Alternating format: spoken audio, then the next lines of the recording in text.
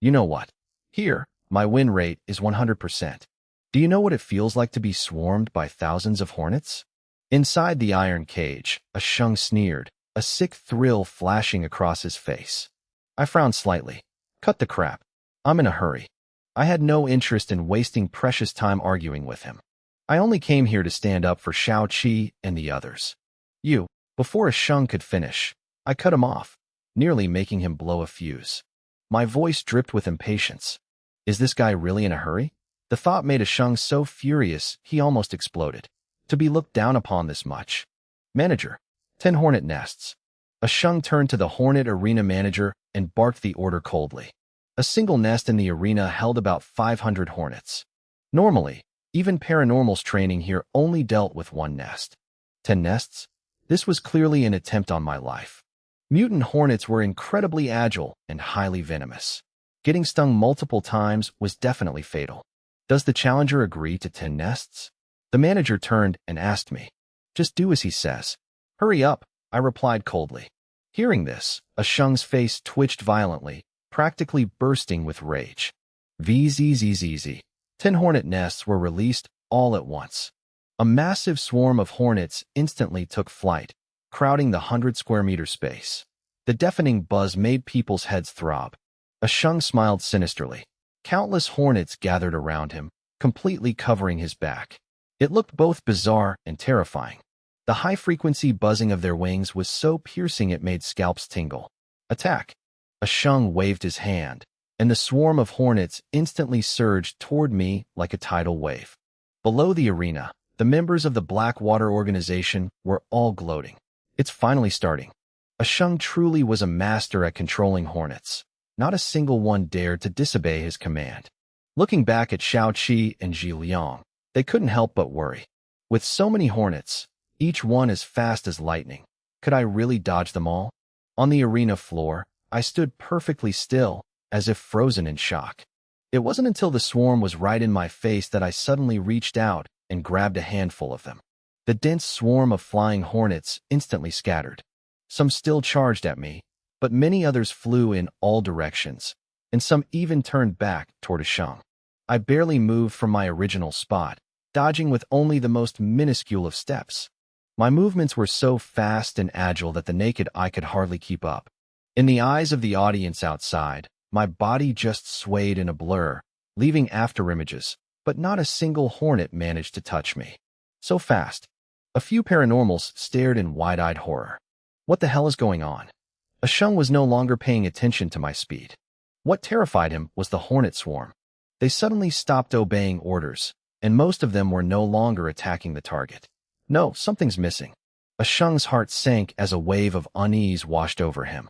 Just as he was frantically searching, a cold voice rang in his ear. Are you looking for this? I appeared in front of him like a ghost, reaching out my hand. In my palm was a hornet, smaller than the rest, its body gleaming and pulsing with intense mutant energy. Seeing that hornet, a shung's entire body went ice cold, a chill shooting straight up his spine to the top of his head. You have quite a few more of these on you, don't you? Before he could even react, he felt as if his entire body had been strip-searched in the blink of an eye. By the time he snapped back to reality, there were over a dozen mutant hornets at my feet, all crushed to death. Done. Now it's fair. Manager, release another 10 nests. I kicked the dead hornets aside, turned around, and gave the order. No, I don't agree. A shung screamed, his face deathly pale. He was panicking. His own abilities were actually very weak. He only relied on his advantage in the hornet arena. He could only control 12 mutant hornets, using them to command the regular swarm. Now that I had killed them all, without them, he had absolutely no advantage left. The manager seemed deaf to his protests and opened the protective mesh anyway. Another 10 nests of hornets flooded in, completely covering the arena. Just the buzzing sound alone was enough to send shivers down anyone's spine. I'm gonna die? A shung howled in despair, lunging toward the iron cage door. But before he could even touch it, the swarm engulfed him, stinging him dozens of times. His agonizing screams echoed throughout the arena. Down below, the faces of the Blackwater members stiffened. What is going on? Why is a shung screaming so miserably? No way. Is he getting stung? It's probably a tactic. Using screams to cause a distraction. Someone forced the words out, but even they didn't believe it. On the arena floor, a Shung's face was contorted in terror, his entire body trembling violently. Meanwhile, I remained perfectly still. Hornets buzzed all around me, but not a single one stung me. It's not that he isn't getting stung. It's that his reflexes and speed are just too fast. A paranormal with enhanced vision muttered in a low voice. In his eyes, my feet were constantly shifting with incredibly small movements, each shift just enough to dodge a sting. It was so fast it was almost invisible. Gasp. How could a person without paranormal abilities possess such terrifying neural reflexes and speed? Inside the arena, my body had never felt so comfortable. In stark contrast to Ashung's miserable screams, I was practically enjoying the terrifying speed of the swarm. The blood in my veins surged and roared, every blood vessel transporting oxygen, energy, and nutrients at a rate far exceeding anything before. My reflexes, strength, and explosive muscle power were all pushed to their absolute limits. All thanks to the level 2 mutant blood evolutionary fluid. My body had been completely remodeled, from my circulatory system down to every single cell. Like an evolutionary stone, the mutant energy was enough to sustain this state. Right now, my physical stamina far surpassed that of most paranormals.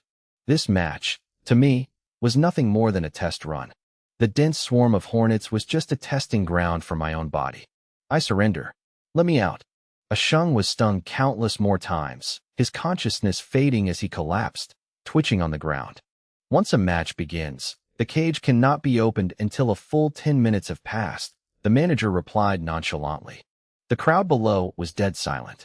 Ashung's state in the arena was utterly pathetic. His body was swollen, and his screams gradually grew hoarse before dying out completely. The hornets increasingly covered his body, until finally, he fell completely silent. As for me, standing on the opposite side, I casually evaded the swarm without taking a single sting, leaving absolutely no marks on my body. Gradually, more people realized the truth. Their eyes were glued to my almost imperceptible footwork, each of them turning to stone in sheer astonishment. Such speed, even agility-type paranormals could achieve it. But to maintain it continuously for such a long time, almost no one could withstand that terrifying energy consumption. This physique, it's truly monstrous. And it belongs to someone supposed to be an ordinary human. An ordinary human. The match lasted exactly 10 minutes. When the iron cage door opened, Ashung was lying completely motionless on the arena floor. Up in the stands, Tang Changyang's face turned a sickly shade of gray, momentarily at a loss for words. So boring, Yi Bao stretched lazily, glancing at Tang Changyang beside him. Next time you want to play dirty with Jiang Lushi, find someone a bit stronger. Don't pull these pathetic little stunts. Tang Changyang's facial muscles twitched violently at the word boring, as if he had just been slapped across the face. Captain Yi, our Blackwater organization still has stronger fighters who haven't made a move yet. This was just to test the kid. He forced a laugh. The guys standing behind me are all stronger than the one who just lost. If they step up, Jiang Lushi will definitely lose, and lose badly. Yi Bao's eyes flashed briefly as he glanced at the people standing behind Tang Changyang. Those guys did indeed possess formidable paranormal energy. But make no mistake, Jiang Liushi's reflexes and agility have improved drastically compared to when he faced your brother. He's not simple at all. This assessment left Tang Changyang and the paranormals behind him stunned. One must know that Yi Bao was a powerful level 2 paranormal, on par with Tang Chongfei. Yet he was saying my speed and reflexes far exceeded our last encounter. Tang Changyang couldn't see it himself, but Yi Bao absolutely wasn't joking. I also find this kid quite impressive. Li Yinchang slowly spoke up from the side. For an ordinary person to achieve this level, it's truly not simple. Your organization originally intended to keep testing him, but in my opinion, the evaluation is complete. In my eyes, he passed. This is a rough diamond well worth cultivating. Call him over. I want to speak with him. The chubby manager of the rock training club jumped in surprise upon hearing this. He knew exactly what kind of figure Li Yinchang was. To be favored by this man meant my future in the Shiyuan safety zone was bound to be limitless. Thinking of this, the manager quickly bowed and respectfully jogged toward me. While Yi Bao was evaluating me, Tang Chongyang's heart was still burning with resentment. But the moment Li Yinchang finished speaking, the anger in his chest was instantly extinguished, like a bucket of cold water had been dumped over him. Damn it! Once Li Yinchang wanted to cultivate someone, he couldn't keep making trouble for me, at least not openly. Thinking this, he whispered into the ear of a man standing nearby. It was an incredibly burly middle-aged man, towering like a mountain. The man was slightly startled, but catching Tang Chongyang's sharp gaze and realizing he wasn't joking, he quickly hurried after the chubby manager. Manager Huang, wait a moment. No need to trouble yourself. I'll go call him. Beside the Hornet Arena, Xiao Qi and Ji Liang were feeling incredibly proud. Inviting me here was definitely the smartest decision they could have made. I had helped them completely regain their face. Do you guys still want to fight? Go ahead, send someone else to challenge our brother Jiang. Let's raise the stakes this time to make it interesting. Hey, Blackwater guys, why so quiet all of a sudden? Xiao Qi turned and provoked the guy who had been yelling the loudest earlier. The Blackwater members exchanged awkward glances. Their strongest fighter in the Hornet Arena was a Shang, and now he had lost miserably, his fate unknown. Who else would dare step in there to fight me? But if it were a different arena? A few gazes among the Blackwater crowd turned dark. Just as they were about to speak, someone suddenly cheered. Tonggang is here. Haha, Tonggang is here. Let's see how much longer you can act arrogant. The atmosphere instantly boiled over. The reason the Blackwater organization stood strong today was thanks to their core paranormals acting as their backbone. Aside from President Tang Chongfei, there were Shi Tonggang, Su Tianju, and Fan Gui, the three great Vajras under Vice President Tang Chongyang, all extremely formidable. My eyes sharpened. Following the excited gazes of the Blackwater crowd, I saw a figure leaping down from above. It was a middle-aged man. Every step he took made the wind howl fiercely, like a tank charging straight down. The ground echoed with heavy, thudding footsteps. Very strong. That was the first thought that crossed my mind. The corners of my mouth curled up slightly. My body hadn't gotten enough of a workout just now, and the blood in my veins was still boiling. And now, an even stronger opponent had appeared. Thud! Thud! Tonggang's feet stomped onto the ground like war drums, each beat echoing heavily. His body exuded a terrifying sense of oppression, even causing the ground to tremble slightly. Standing in front of me, he was 3 heads taller, looking down from above with an imposing aura. Xiao Qi and Ji Liang, who had been so excited just a moment ago, couldn't help but shudder. I was already considered tall, but Tonggang was practically a giant. The surrounding air instantly grew as taut as a bowstring. Are you Captain Jiang? Tonggang suddenly broke into a bright smile, looking down at me and revealing 8 gleaming front teeth, his tone incredibly friendly. Captain Li Yinchang invites you over. As soon as the words left his mouth, the surroundings instantly fell into absolute silence. Li Yinchang. The moment those 3 words rang out, it was like a thunderclap in a clear sky. In that instant, everyone in the Hornet Arena understood exactly what that name represented. Li Yinchang wasn't the highest-ranking official in the military, but he represented the Shiyuan safety zone. He was its strongest paranormal, bearing titles like Humanoid Tank and Military God of War. As long as they were a paranormal belonging to the Shiyuan safety zone, no one dared to show disrespect upon hearing that name. I actually caught Li Yinchang's attention. In the blink of an eye, countless gazes converged on me, filled with envy and complex emotions. The Blackwater members also fell completely silent, looking at me with doubtful eyes, no longer daring to throw out provocations. The fact that Tonggang personally came to deliver the message clearly showed the attitude of Blackwater's higher-ups. At least for now, not only did they not dare to mess with me, but they also had to reluctantly maintain a polite demeanor. Li Yinchang. I was slightly taken aback, and then a spark of interest rose in my heart. I naturally knew how powerful this man was. He was a mysterious and unfathomable existence. Last time, when Ran Xiu used her mental abilities to probe him, she couldn't sense anything at all. But he was also one of the strongest people in the Shiyuan zone. Jiang Zhuiying's condition immediately flashed through my mind. If I could ask Li Yinchang, maybe I could find some clues. This was a rare opportunity. Zhang Hai, you guys wait here. I'll be right back. I turned and said to Zhang Hai and the others. Don't worry, brother Jiang. Zhang Hai chuckled, glancing sideways at the Blackwater crowd. Looks like those dogs don't dare to bite randomly anymore anyway.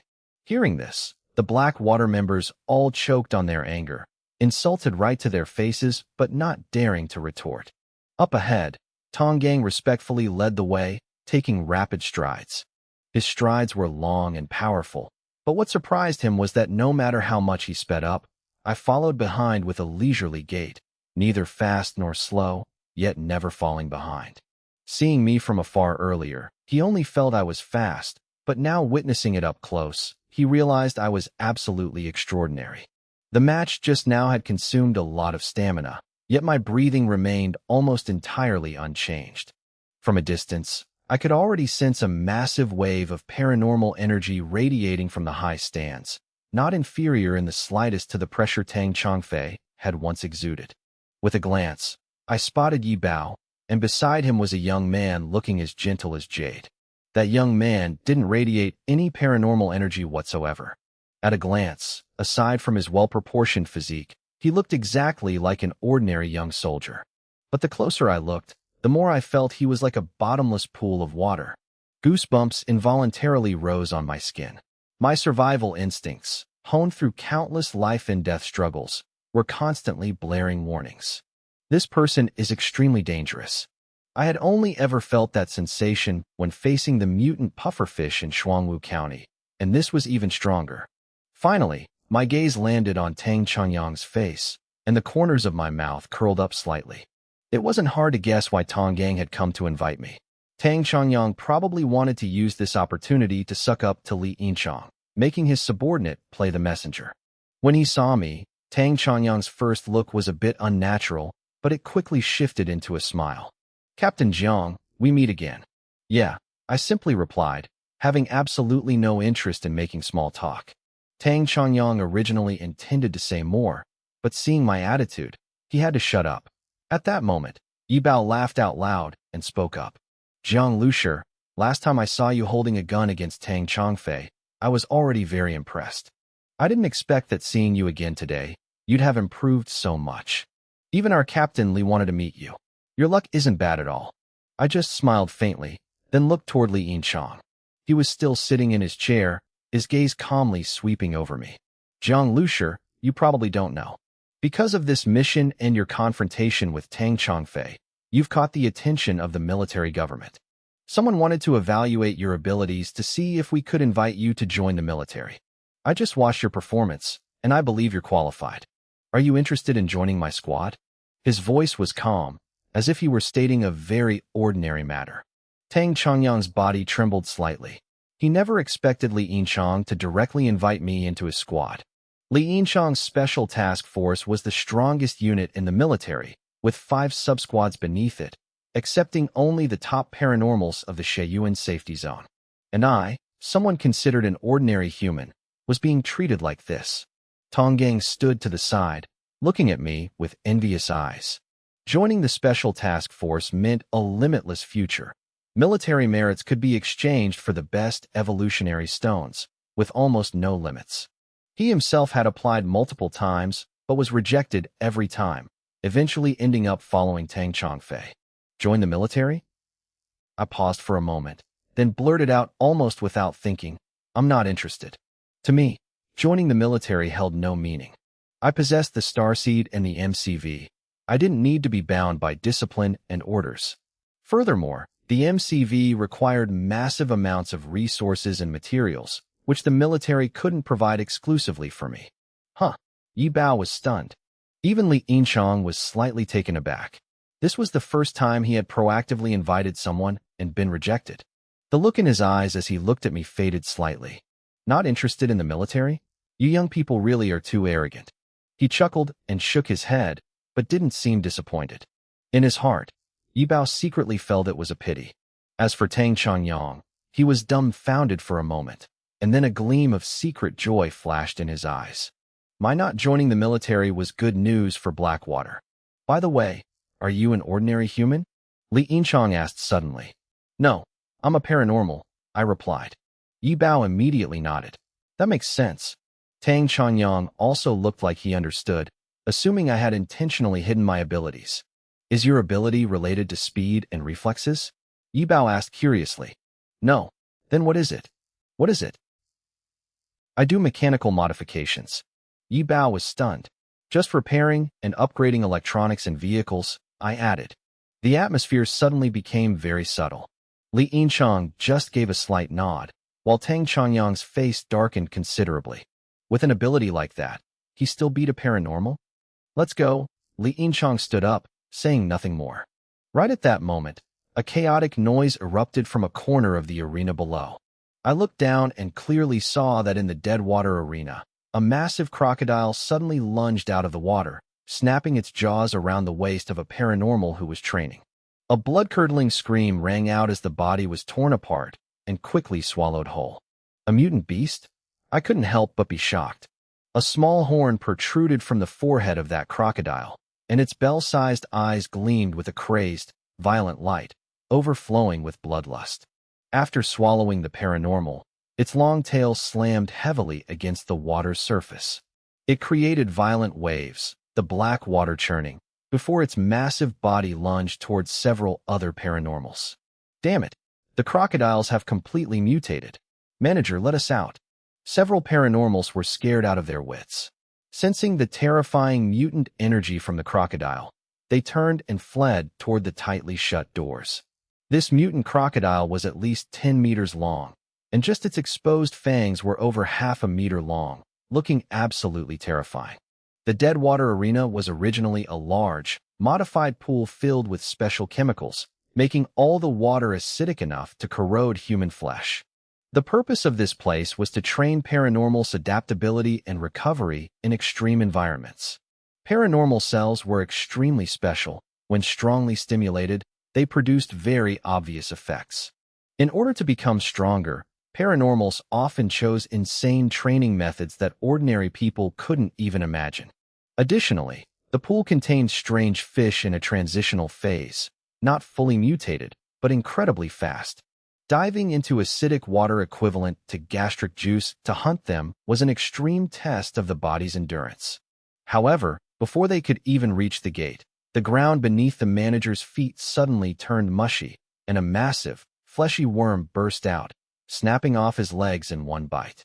A few agonizing screams rang out, and the manager of the Deadwater Arena vanished right before everyone's eyes. Around the arena, quite a few paranormals who had just finished training were resting. After the initial moment of panic, they immediately drew their concealed weapons and charged toward the Deadwater pool. Right then, a violent hurricane seemed to churn the surface of the pool. Over a dozen massive figures surfaced, pythons dozens of meters long, strange fish with eerily glowing scales, and even more giant crocodiles. Everyone gasped in horror. Why were there so many mutant beasts in the Deadwater Arena? In the Rock Training Club, only the Iron Cage Arena and the Gloom Arena were actually supposed to house mutant beasts. The other areas only used creatures in the transitional phase, much weaker than paranormals, to ensure safety during training. Up in the high stands, I was observing the chaos in the Deadwater Arena when I suddenly heard the wind shriek right past my ear. Li Yinchang, who had been standing in front of me, was gone. My heart pounded. My eyes immediately locked onto a point in midair, finally catching his silhouette. Li Yinchang's speed as he dashed forward was faster than a race car. His body seemed to tear through the air, creating a gale. The naked eye couldn't keep up at all. With just one leap, he crossed a distance of hundreds of meters, like a rocket launching straight out.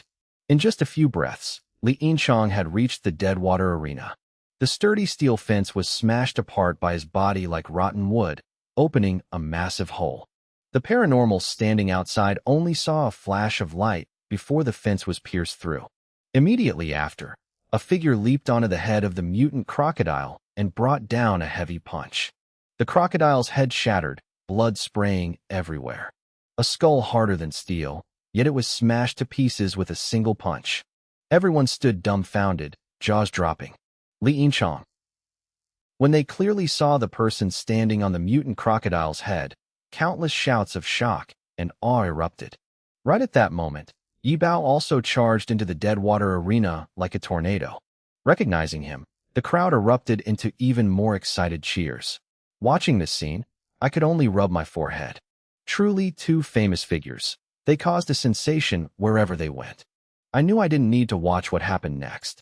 With Li Yinchang's strength, which far exceeded a level 2 paranormal, plus Yi Bao, who had stepped into the level 2 evolutionary stage long ago. Dealing with a bunch of level 1 mutant beasts was like crushing dry weeds. The only thing I cared about was, why did fully formed mutant beasts appear in the Deadwater arena?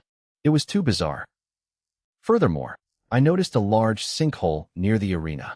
The fleshy worm that swallowed the manager had burrowed straight down into it and disappeared.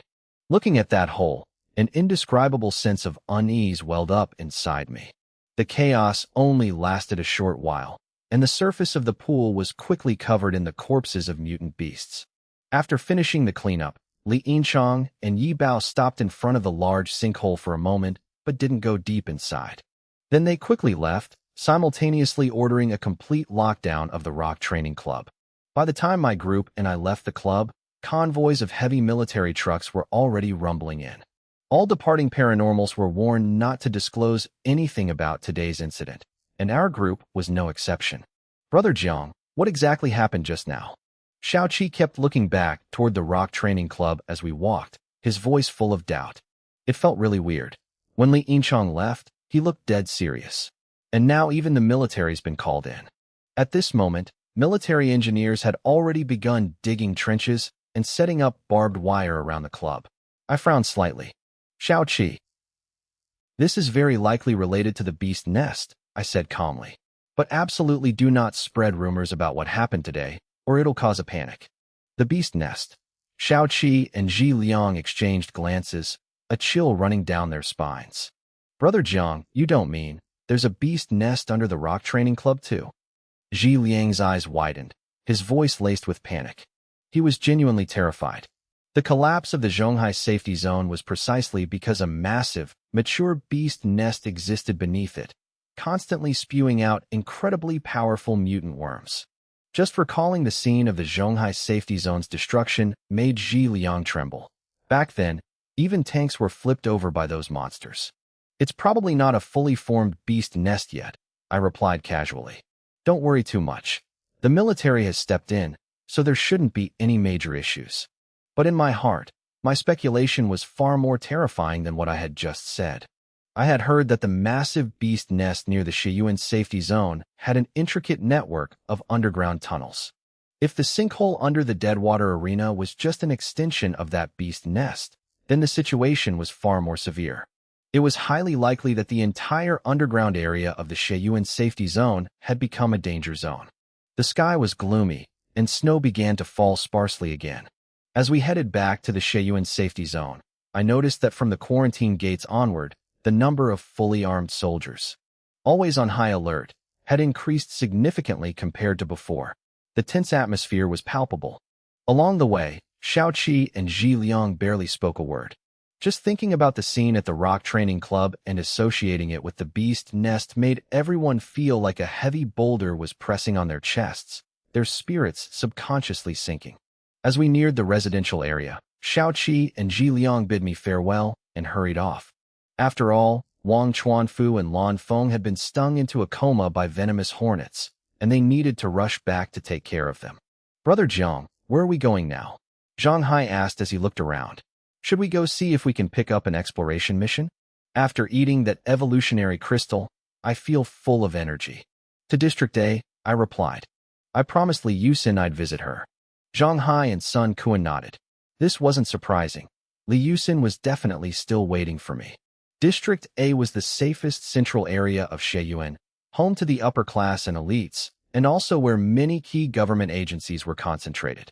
Suddenly, several modified heavy military trucks sped toward the iron gates of District A, their wheels kicking up muddy snow. I glanced at the convoy, and my heart jolted. The steel frames of these trucks were covered in cracks, and one even had a broken horn stuck to its front. The curved horn was covered in blood, as if snapped off by terrifying force, and still radiated a trace of mutant energy. It was clearly the horn of a mutant beast. Suppressed groans of the wounded echoed from inside the trucks. Glancing toward the back of the trucks, I clearly saw the tragic scene inside. Many had died, their bodies covered with white sheets. Beside them, the surviving soldiers sat close to the corpses. All of them were heavily wounded, their uniforms soaked in blood. These were strictly trained soldiers. No matter how badly injured they were, as long as they could sit, they kept their backs as straight as pine trees. There were also a few people in the trucks radiating strong paranormal energy fluctuations. Despite the excruciating pain, no one cried out. They all gritted their teeth and endured it. Zhang Hai and Sun Kuan watched this scene with horror in their hearts. These were clearly elite military forces, and there were many paranormals among them. Yet they had suffered such heavy casualties. What on earth had they encountered? When the convoy reached the gates of District A pass was presented. The guards immediately gave a military salute and opened the gates. But the other guards remained at their posts, gripping their rifles tightly. The convoy quickly sped toward the Sheyuan Safety Zone Hospital. Only when it was completely out of sight did the guards look away. "I'm here to see Li Yusin at House 57, District A. I'm Jiang Lushir. Please let them know." I walked up to the gate and spoke politely. "House 57, District A." The guard observed me for a moment, then flipped through a contact book and made a call to confirm. While waiting, I stood quietly. Within my line of sight, just a quick glance revealed countless miniature surveillance cameras, some hidden in electrical boxes, some under the eaves, covering the entire gate of District A. Further away, I could also sense powerful energy fluctuations from hidden paranormals. There were buildings that looked like ordinary residences, but had gun barrels concealed in strategic positions.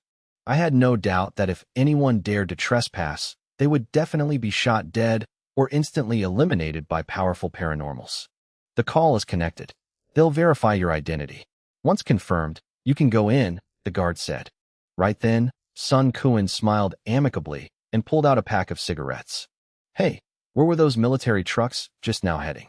Why were there so many casualties?" Cigarettes were a luxury in the apocalypse, but to the Shur-ing squad, they were nothing. However, the guard's eyes instantly turned sharp. He stared at Sun Kuan for a few seconds, and the other guards simultaneously raised their rifles. "Step back." Seeing their fierce reaction, Sun Kuan immediately stopped. "Brother Jiang, what do you think that was about?" He turned and asked me. "The Beast Nest," I replied briefly. "Whether it's the Rock Training Club or those two convoys of soldiers just now, it's highly likely they're all related to the Beast Nest. It seems that just like in Zhonghai, the Beast Nest here is also extremely dangerous." My guard was instantly up. In 4 days, it would be the Level 5 mission, attacking the Beast Nest. Perhaps we needed to prepare more thoroughly. I had previously thought this mission would only revolve around the outskirts and wouldn't be too dangerous, but looking at it now, even missions in the outer zones couldn't be taken lightly. At House 57 in District A, despite the heavy snow over the past few days, the courtyard had been swept clean. The residence had a Jiangnan-style design, with a few slender bamboo trees, a rockery, and a babbling stream. The scenery was tranquil and antique. 2 rattan chairs were placed in the middle of the courtyard, with a stone chessboard between them. At this moment, 2 people were sitting opposite each other, holding chess pieces. Every move was filled with killing intent, tense and thrilling. One was an old man with a rosy complexion and vibrant spirit. The other was a middle-aged man in military uniform, with a square face, slicked back hair, and a burly physique. His voice rang like a bell as he placed a piece on the board. "Haha, you lost again, old Su." The middle-aged man laughed heartily, rubbing his hands together in triumph. "Deputy Commander Peng Tinglong, you really don't hold back at all." The old man also smiled in response. "Not very generous of you." These two were Peng Tinglong of the Xiangwu military base, and Professor Su Guangkai, an expert in biomedicine. "Old Su, we're even. I propose that your research institute allocate more evolutionary crystals to my military base, yet you guys refuse to cooperate." Peng Tinglong laughed loudly. "That's not for me to decide." Su Guangkai shook his head with a bitter smile.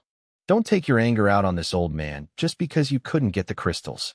While the two were chatting happily, a calm, middle-aged man stood at the courtyard entrance. Hearing the conversation inside, the corners of his mouth curled up. Right then, a guard hurried over and whispered a few words into his ear. Jiang Lucier? Yes, there is such a person. But Professor Su and Deputy Commander Peng are playing chess. Letting him in right now might ruin the mood. Tell him to wait a little longer, the middle-aged man said. Dark gray clouds hung low in the sky, and the light gradually dimmed. The wind howled in gusts, blowing my coat open. Having waited outside the gates of District A for over an hour, a thin layer of snow had settled on me, Shanghai, and Sun Kun. I continued to calmly observe each falling snowflake, while Shanghai started getting restless, pacing back and forth, constantly stomping his feet, looking incredibly annoyed. My eyes continuously tracked the movement of the snowflakes, even clearly seeing the tiny crystals on them. In the past, when maintaining such high-intensity neural focus, I could only last about 15 minutes, but now it had been nearly half an hour, and I still didn't feel tired. We would be entering the beast nest soon, and I didn't dare let my guard down, so I took every spare moment to train myself. Waiting like this was nothing to me. Hey buddy, why is there still no word from the other side? How much longer do we have to wait? Shanghai finally couldn't take it anymore and walked up to ask the gate guard. Can you call and ask again? The guard looked at him for a moment, then nodded and picked up the phone to call House 57. They're busy. A moment later, he put the phone down and said curtly. Shanghai was speechless and had no choice but to keep waiting. Inside House 57, the snow outside had grown heavy, so the chess game in the courtyard was moved indoors. 3 games had passed, and the bodyguards had poured tea for Peng Tinglong and Su Guangkai several times. Just as the atmosphere was at its peak, a bodyguard hurried in and whispered a few words into the ear of the middle-aged man standing by the door. That man was Zhang Gaohe, captain of the District A Guard, a talent personally promoted by Peng Tinglong. Even though he was currently under the jurisdiction of the Shiyuan safety zone, he remained loyal to Peng Tinglong. Every time Peng Tinglong visited, Zhang Gaohe personally stood guard. After hearing the report, Zhang Gaohe's face instantly turned serious, and he walked quickly into the room.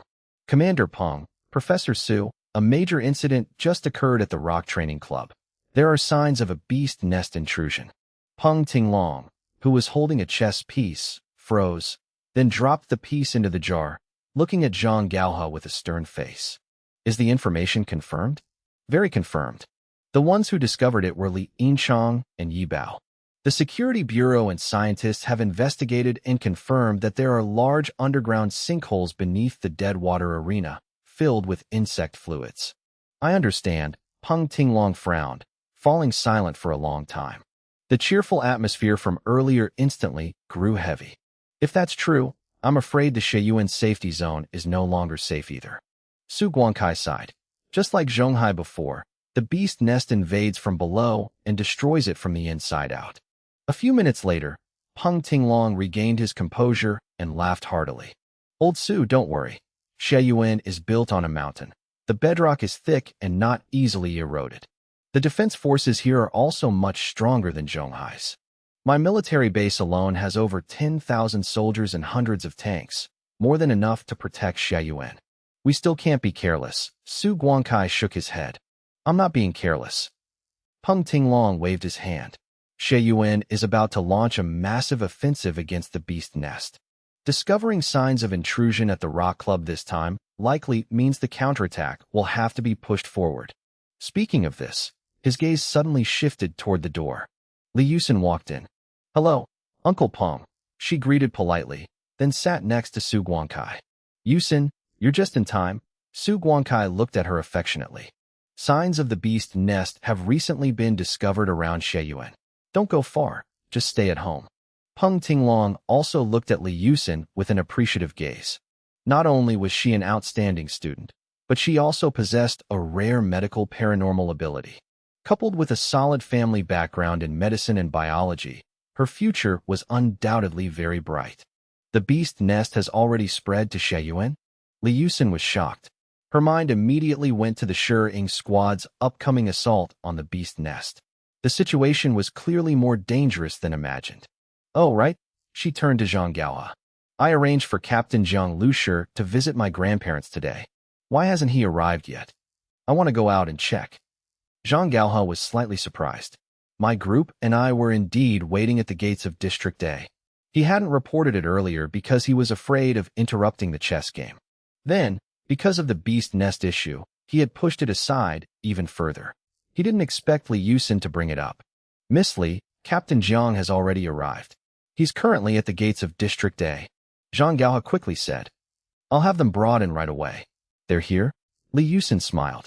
Even though she had only left the Shuying squad for a day or two, for some reason, she really missed the time spent on that minibus. After a phone call, we were allowed into District A. A military vehicle from the guard squad immediately came to pick us up, driving us straight to House 57. Before I even got out of the car, I saw the girl waiting in the snow. Li Yusin was wearing a white cloak, her slender figure standing amidst the wind and snow, exuding a quiet and elegant aura.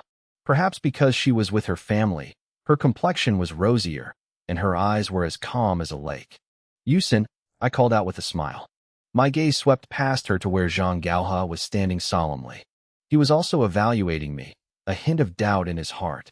Aside from my vibrant spirit, everything about me seemed completely ordinary. He couldn't even sense any paranormal fluctuations. Brother Jiang, Li Yusin smiled radiantly. She had been worried about the beast nest just a moment ago, but upon seeing me, she suddenly felt a strange sense of peace, as if something in her heart had been fulfilled. That intimate address and smile caused the look in Zhang Gaohe's eyes to shift slightly. As an experienced man, he realized that Li Yusin's feelings for me weren't just simple admiration. Man, I'm freezing to death, standing outside for over 2 hours. Zhang Hai shook the snow off his jacket and grumbled. Got anything to eat? The atmosphere in the Shuying squad had always been relaxed. Li Yusin wasn't aloof either, so Zhang Hai and Sun Kuan were quite close to her. Over 2 hours? Li Yusin was stunned, then turned to look at Zhang Gaohe. Captain Zhang, what is the meaning of this? A hint of irritation began to rise in Li Yusin's heart.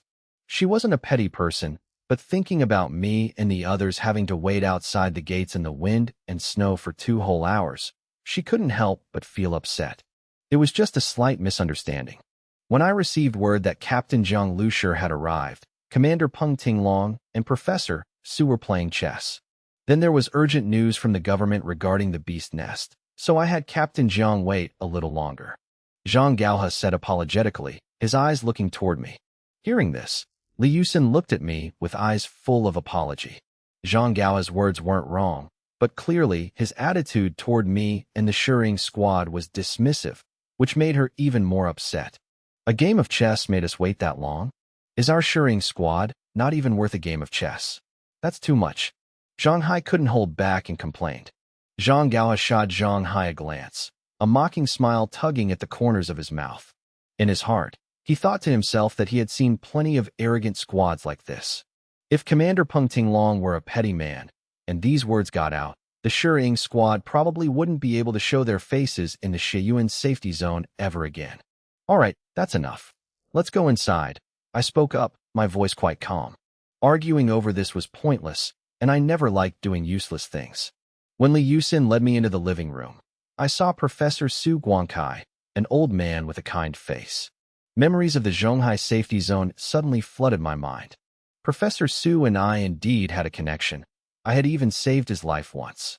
Professor Su Guangkai was also incredibly happy to see me. In his eyes, I was his savior, the one who had rescued the entire team trapped at the nuclear power plant when the Zhonghai safety zone collapsed. Not only that, but I had also safely escorted Li Yusin across thousands of kilometers to the Shuying safety zone to reunite with her family. These things elevated my position in Professor Su's heart very high. Come here, Xiaojiang. Let me introduce you to Commander Peng Tinglong of the Xiangwu military base. Professor Su took my hand and happily introduced us. Peng Tinglong appeared quite friendly. Following Professor Su's lead in calling me Xiaojiang, he spoke to me very naturally, asking about a few everyday things. When he heard that I had safely brought Li Yusin to Shuying after a long journey, he patted my shoulder with emotion. A hero at such a young age. It couldn't have been easy. I just smiled. It was nothing. We're a team. Protecting Yusin's safety was our responsibility. Peng Tinglong nodded. Well, it's good now that you're here. I, Peng Tinglong, am a man of my word. Professor Su, these young men are quite capable. Just let them join my guard squad. I guarantee they'll have a bright future. Hearing this, Zhang Gao couldn't help but be startled. Clearly, Commander Peng was going out of his way to recruit us to curry favor with Professor Su.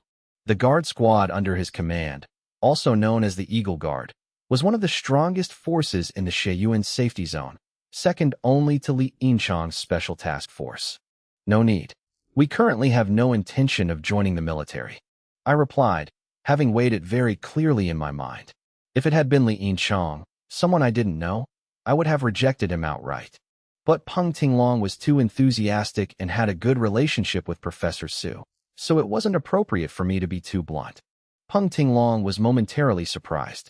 Joining the military was the dream of many paranormals, let alone the Shi-Ing squad, a survivor team from the outside that rarely caught the military's eye.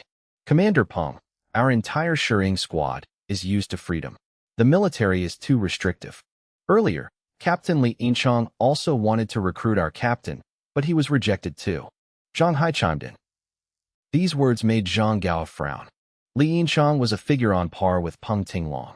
If it was true that he had personally invited them and been rejected, it was truly hard to believe. In Zhang Gao's mind, the Shi-Ing squad was instantly labeled as arrogant. Oh, even Captain Li Yinchang was rejected by you guys? Peng Tinglong laughed loudly, but the look in his eyes when he looked at me was less enthusiastic. Xiao Jiang, you certainly have skills, but if you don't join the military, what other plans do you have? We're going to complete the level 5 mission and participate in the counterattack against the Beast Nest. If successful, the Shi-Ing squad will be evaluated as rank A. That's my immediate goal, I answered. Hearing this, Peng Tinglong frowned. The Beast Nest matter is very dangerous. We've launched multiple attacks recently and suffered heavy losses. Even elite paranormals have died in large numbers. It's best if you choose a different mission. The Xiangwu base is about to expand. Clearing out a few surrounding villages would be much safer. Thank you for your good intentions, General, but we've been preparing for this mission for a long time. We can't give up halfway. Peng Tinglong smiled and offered a few more words of advice, but seeing that I wouldn't change my mind, he didn't press the issue. Right at that moment, Li Yusin stood up. Grandpa, I'm going to join Brother Jiang on this level 5 mission. Both Professor Su and Peng Tinglong were stunned. Her grandfather anxiously tried to dissuade her, but Li Yusin remained resolute. She understood what this mission meant to me and to Jiang Zhuiying. Finally, Peng Tinglong decided to dispatch elites from the Eagle Guard to accompany and protect her. Li Yusin looked at me hesitantly. I nodded, and so she agreed. Not long after, a guard walked in and reported. In 3 days, the military will coordinate with the Sheiyuan safety zone to launch a counterattack on the Beast Nest. Hearing this news, my heart couldn't help but sink. The level 5 mission had clearly been pushed forward. Peng Tinglong immediately stood up, preparing to return to the base to oversee the operation. Before leaving, he entrusted Li Yusin's protection to Zhang Gao. As he left, Zhang Gao glanced at me. Seeing that I had no reaction, he felt even more displeased. After they left, the atmosphere in the room softened. Professor Su took out an old notebook and handed it to me. It was a notebook he had written himself, compiling military data on the creatures around the Beast Nest, which hadn't been made public yet. I opened it and read a few pages, feeling deeply moved. Inside were not only records of mutant beasts and zombies, but also a great deal of in-depth knowledge. Even if I didn't understand it all, just grasping a portion of it would help me immensely in the upcoming battles. Professor Su, this notebook is very useful to me. Thank you, I said sincerely, then hesitated for a moment. But Professor, won't giving me this notebook violate any regulations? No, Su Guangkai smiled and shook his head. This is just my personal research. It doesn't involve military secrets. Don't worry, I've kept a copy. Once it's complete, I'll hand it over to the government. Brother Jiang, just take it. Li Yusin added. I've looked through this notebook too. It really is a treasure. Not only does it cover the creatures in the Beast Nest, but it also contains many of my grandfather's assessments on zombies and other mutant species. I believe it will help us a lot in the battles to come. Hearing this, I became even more certain. This truly was a treasure. I nodded and carefully put the notebook away. Now then, Captain Jiang, I request permission to return to the squad. Li Yusin stood up straight and gave a military salute. I rarely saw her so serious, and I couldn't help but laugh. Welcome back, Dr. Li Yusin. Zhang Hai and Sun Kuan stood to the side, clapping loudly and joking around happily. Watching this scene, Professor Su Guangkai couldn't help but smile in satisfaction. 3 days later, the snow had stopped falling, and the entire Shiyuan safety zone was blanketed in white. A heroic broadcast echoed through the sky, speaking of the passion of the soldiers and civilians. It spoke of the first wave of attacks on the beast nest, and of the warriors carrying the hopes of humanity onto the battlefield. In the freezing wind, convoys of military vehicles rolled out of the safety zone's gates one after another. My minibus merged into the convoy of the Doomsday survivors, following right behind the military formation that stretched out like a steel dragon. Suddenly, engines roared fiercely. 3 military armored vehicles charged straight into the convoy, slamming on their brakes and swinging their tails to block the road, like giant iron crabs. Ho Dingkuan was sitting in the lead-heavy military truck. This level 5 mission was too important. He had mobilized all the elite forces and weapons of the Doomsday survivors. This was a gamble he couldn't afford to lose. Seeing the 3 armored vehicles appear, a wave of unease instantly rose in Ho Dingkuan's heart. He quickly got out of the truck.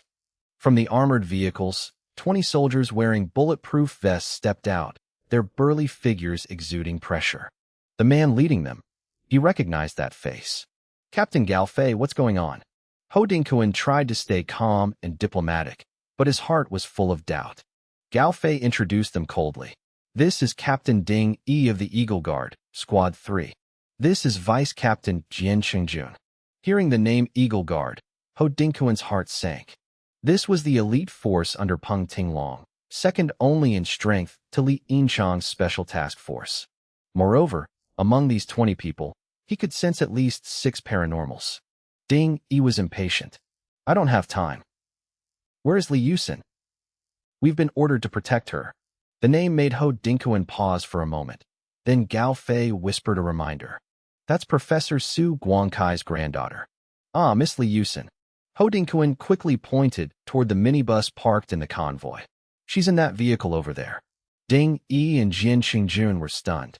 They had just walked right past that vehicle and completely ignored it. No one expected someone highly regarded by Peng Tinglong to be sitting in a minibus like that. How do you people do things? Ding Yi scolded coldly. You let her sit in a vehicle like this? In his eyes, if this minibus entered the beast nest area, it would probably be torn to shreds instantly. Ho Dingkuan was about to explain, but Ding Yi had already led his men straight toward the minibus, his attitude incredibly arrogant. Ho Dingkuan could only cry foul in his heart.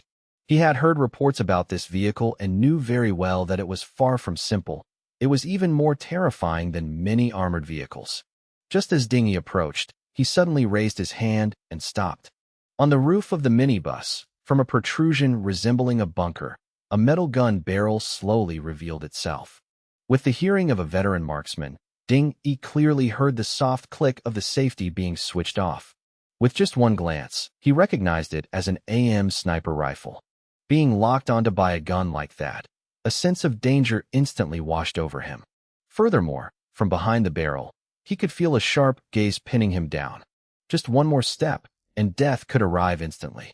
The soldiers behind him reflexively reached for their rifles, but the sniper barrel on the minibus immediately shifted, locking onto each of them in the blink of an eye. Nobody move, Ding Yi ordered softly, a flash of terror in his eyes.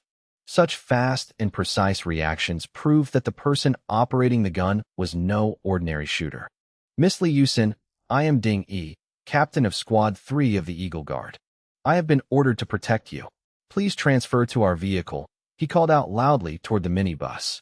Within the convoy, many other factions couldn't help but murmur upon hearing this. The Eagle Guard being deployed just to protect a single minibus. This sight made many people both envious and covetous. From inside the vehicle, I spoke up, my voice not loud but clear enough. Captain Ding, Li Yusin is a member of our squad. She has decided to stay in this vehicle. If you're worried about her safety, you can follow behind us. I could clearly sense the hostility from the Eagle Guard, so I had no intention of backing down. Dingy frowned. He had been warned that I was blunt and had low EQ, but he didn't expect me to be this stubborn. Ordinary people usually bowed and scraped when they met the Eagle Guard, yet I treated this minibus like it was some actual treasure. Miss Li Yusin, what do you think? Dingy asked, trying to bypass me. I'll listen to Brother Jiang. Li Yusin's gentle voice rang out from inside the vehicle. He was left speechless. In the end, he had no choice but to order his squad back into their vehicles and follow closely behind the minibus. Even though he was unwilling, he still had to complete the mission Peng Tinglong had assigned him. The convoy continued heading northwest, where the beast nest was located. On both sides of the road were lands covered in ice and snow, mixed with bloodstains and shredded flesh hanging on fences. In the sky, armed helicopters roared on patrol, and heavy tanks rolled forward, making the ground tremble slightly. I sat in the small combat room, holding the AM sniper rifle, observing the terrain. As we ventured deeper into the beast nest area, a thin, pale red membrane began to appear on the ground, like lichen but thicker and slimier. It looked exactly like a network of frozen blood vessels. Just looking at it made everyone's throats tighten and sent chills down their spines. In my mind, the starseed continuously issued warnings, reporting the detection of mutant energy waves. I recalled Professor Su Guangkai's notebook, which mentioned a bizarre plant around the beast nest called blood lichen. This lichen existed on the boundary between animal and plant. It could generate mutant energy through photosynthesis and transmit it back to the mother beast in the nest. It was easily destroyed, but its vitality was incredibly tenacious.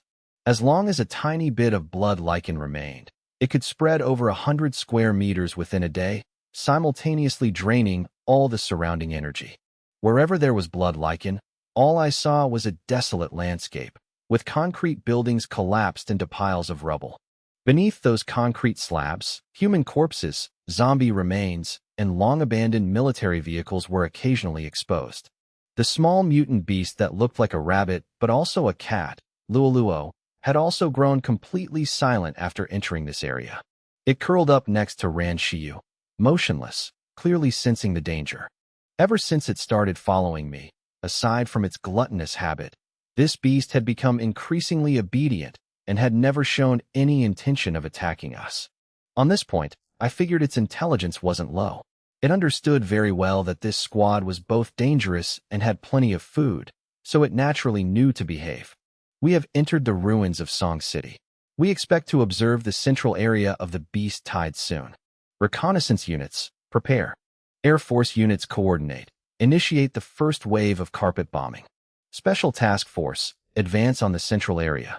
Wait for artillery fire before attacking.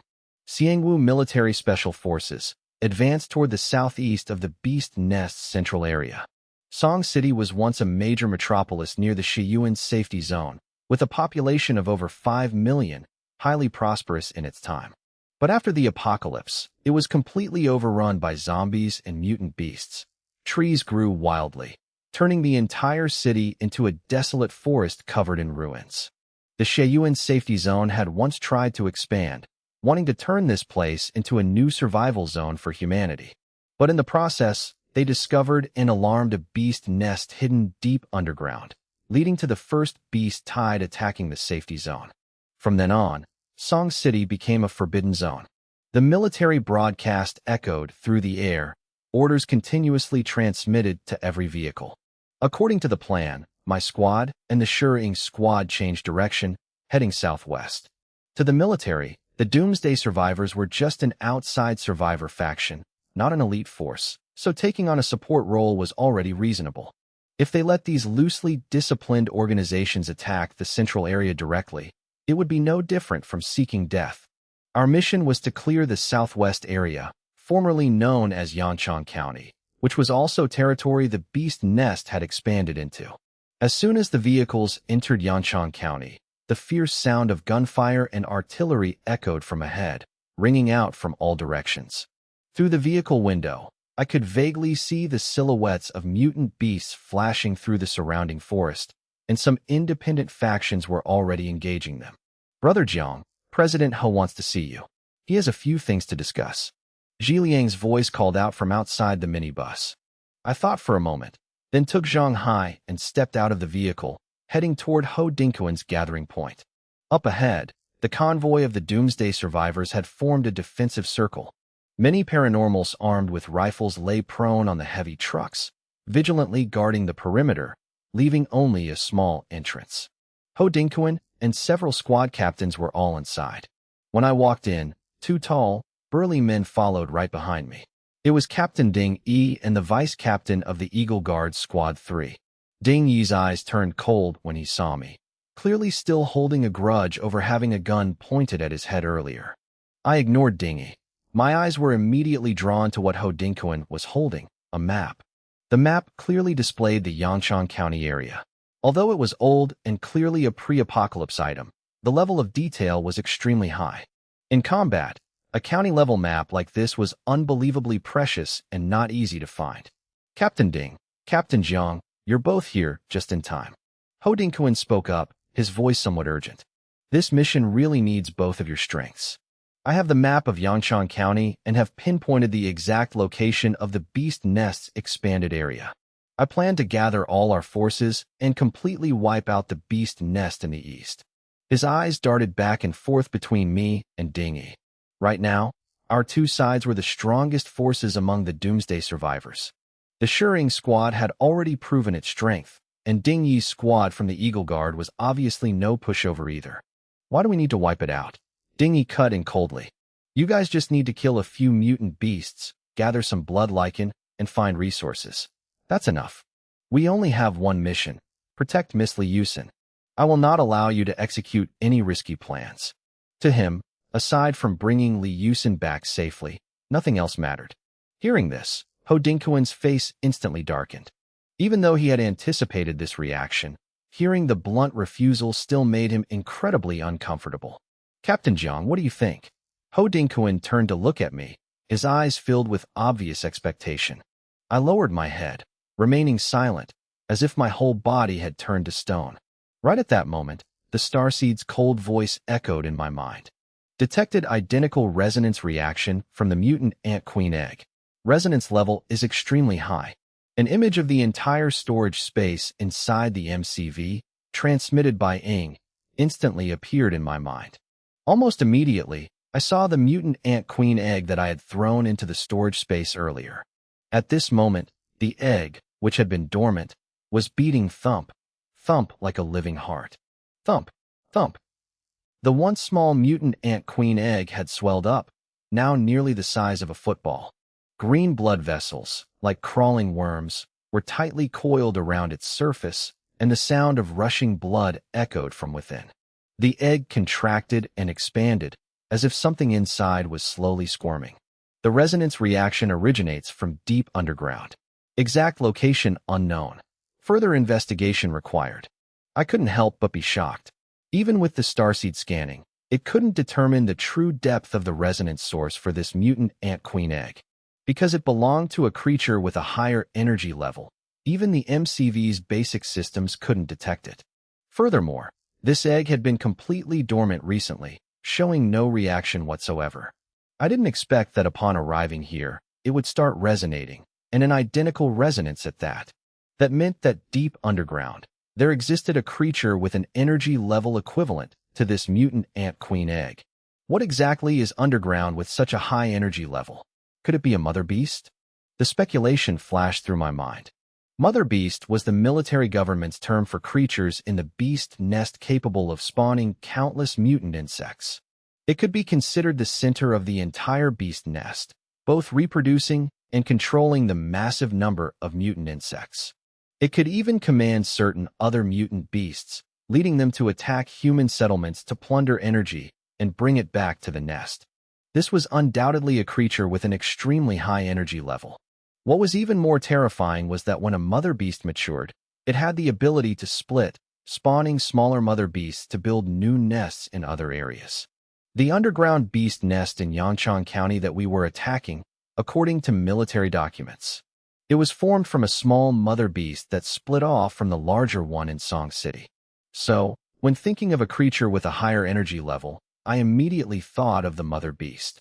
If it really is the mother beast, then the origin of this mutated queen ant egg is indeed very suspicious.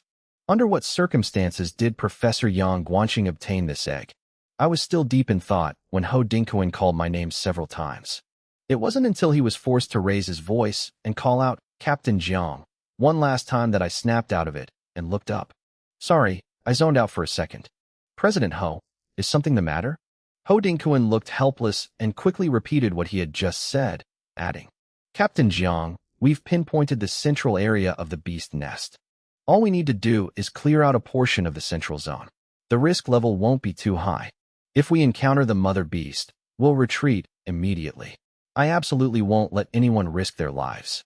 He weighed every word carefully. Ho Dingkuan knew very well that my cooperation with the Shuying team was purely based on mutual benefit. Once the risks exceed the limit, no one will be willing to trade their lives. "So you know the location of the mother beast's lair?" "We're going there," I answered decisively. "I have a feeling that entering this beast nest will definitely yield unexpected gains." The beast nest isn't just tied to completing the level 5 mission. It might also help me unravel the mystery surrounding the mutated queen ant egg. With this high-energy egg, I really want to successfully nurture it. Ho Dingkuan's face lit up with joy. Jiang Lucier was indeed a bold man, deciding to enter the beast nest without any hesitation. The tactful words he had prepared beforehand instantly became redundant. "Captain Jiang, didn't you hear what I said? I do not agree to let the Shuying team enter the beast nest. Have you considered Miss Li Yusin's safety?" Ding Kuei glared in protest, clearly not expecting me to agree so quickly. In his eyes, the beast nest was absolutely not a place you could just barge into. Even though the beast nest in Yanchang County was just a branch of the mother beast in Song City, the danger level was still extremely high. Previously, the military had sent a recon squad in here, but the entire team vanished without a trace. I frowned. I hate being ordered around the most. The Shuying team isn't a subordinate unit, and I'm not your underling. We have our own way of doing things. Captain Ding, I'll say it one more time. Li Yusin is traveling with the Shuying team, and I will protect her. If you're truly worried about her safety, just following behind us will be enough." I glanced at Ding Kuei, my tone cold. His face instantly flushed red. Ever since he joined the Eagle Guard, he had rarely been spoken to so bluntly. But I couldn't be bothered to care, turning around and walking away. Ho Dingkuan stood nearby, witnessing the whole thing, and couldn't help but feel a surge of satisfaction. The Shuying team was truly strange and incredibly domineering. They didn't even give face to the people from the Eagle Guard. Right at that moment, boom, boom, the deafening sound of artillery fire echoed from afar, shaking the earth. Even though it was far away, I could clearly feel the ground trembling slightly beneath my feet. The entire eastern sky was glowing red, as if it were on fire. The artillery fire lasted for over 15 minutes, mixed with furious, agonizing roars. Those were the roars of mutated beasts. The howling was even louder than the cannons. The sheer intensity was so terrifying that just hearing it, I could imagine the power of those mutated beasts. I looked up at the sky and vaguely saw a flock of giant birds appearing on the eastern horizon. They rose together like massive dark clouds, plunging the eastern sky into darkness.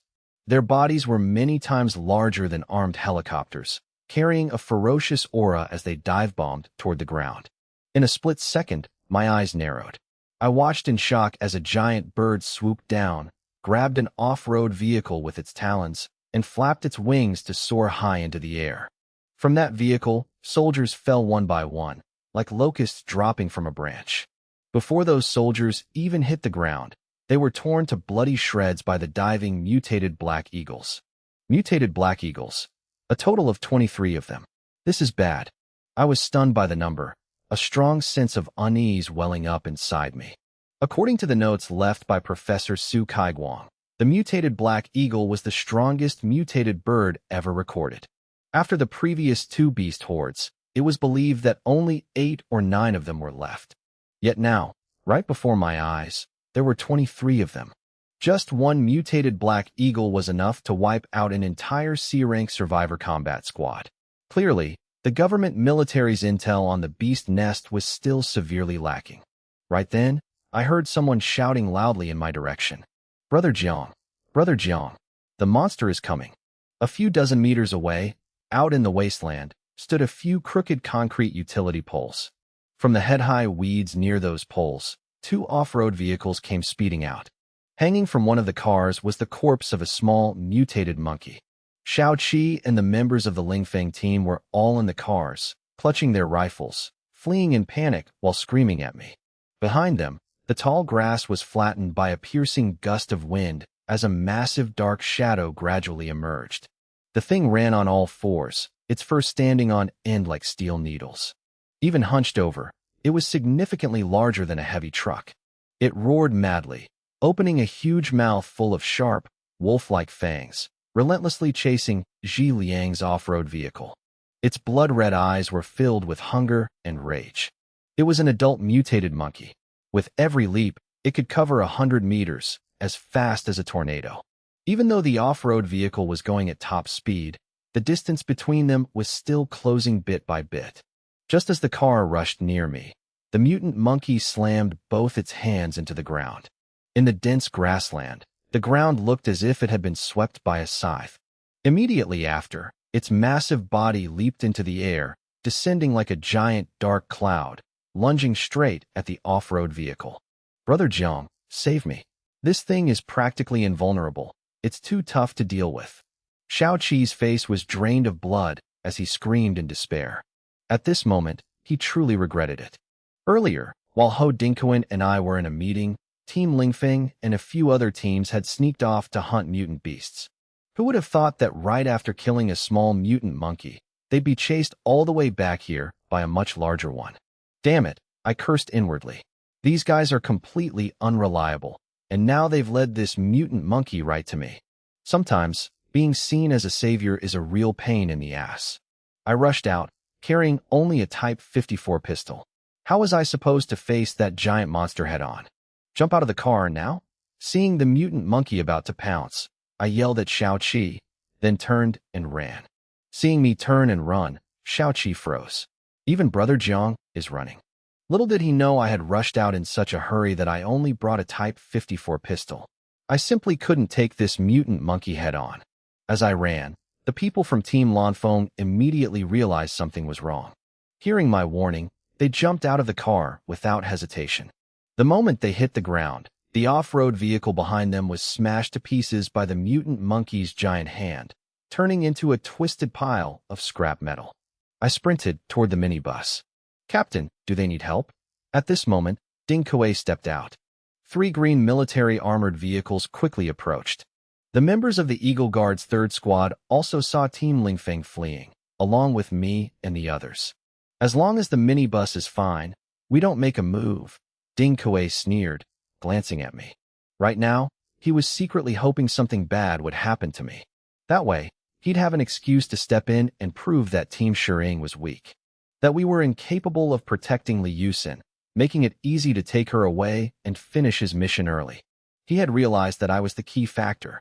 As long as I was around, Li Yusin would never leave Team Shering. Just then, I heard a shout from behind. Brother Jiang, catch. I was running straight toward the minibus.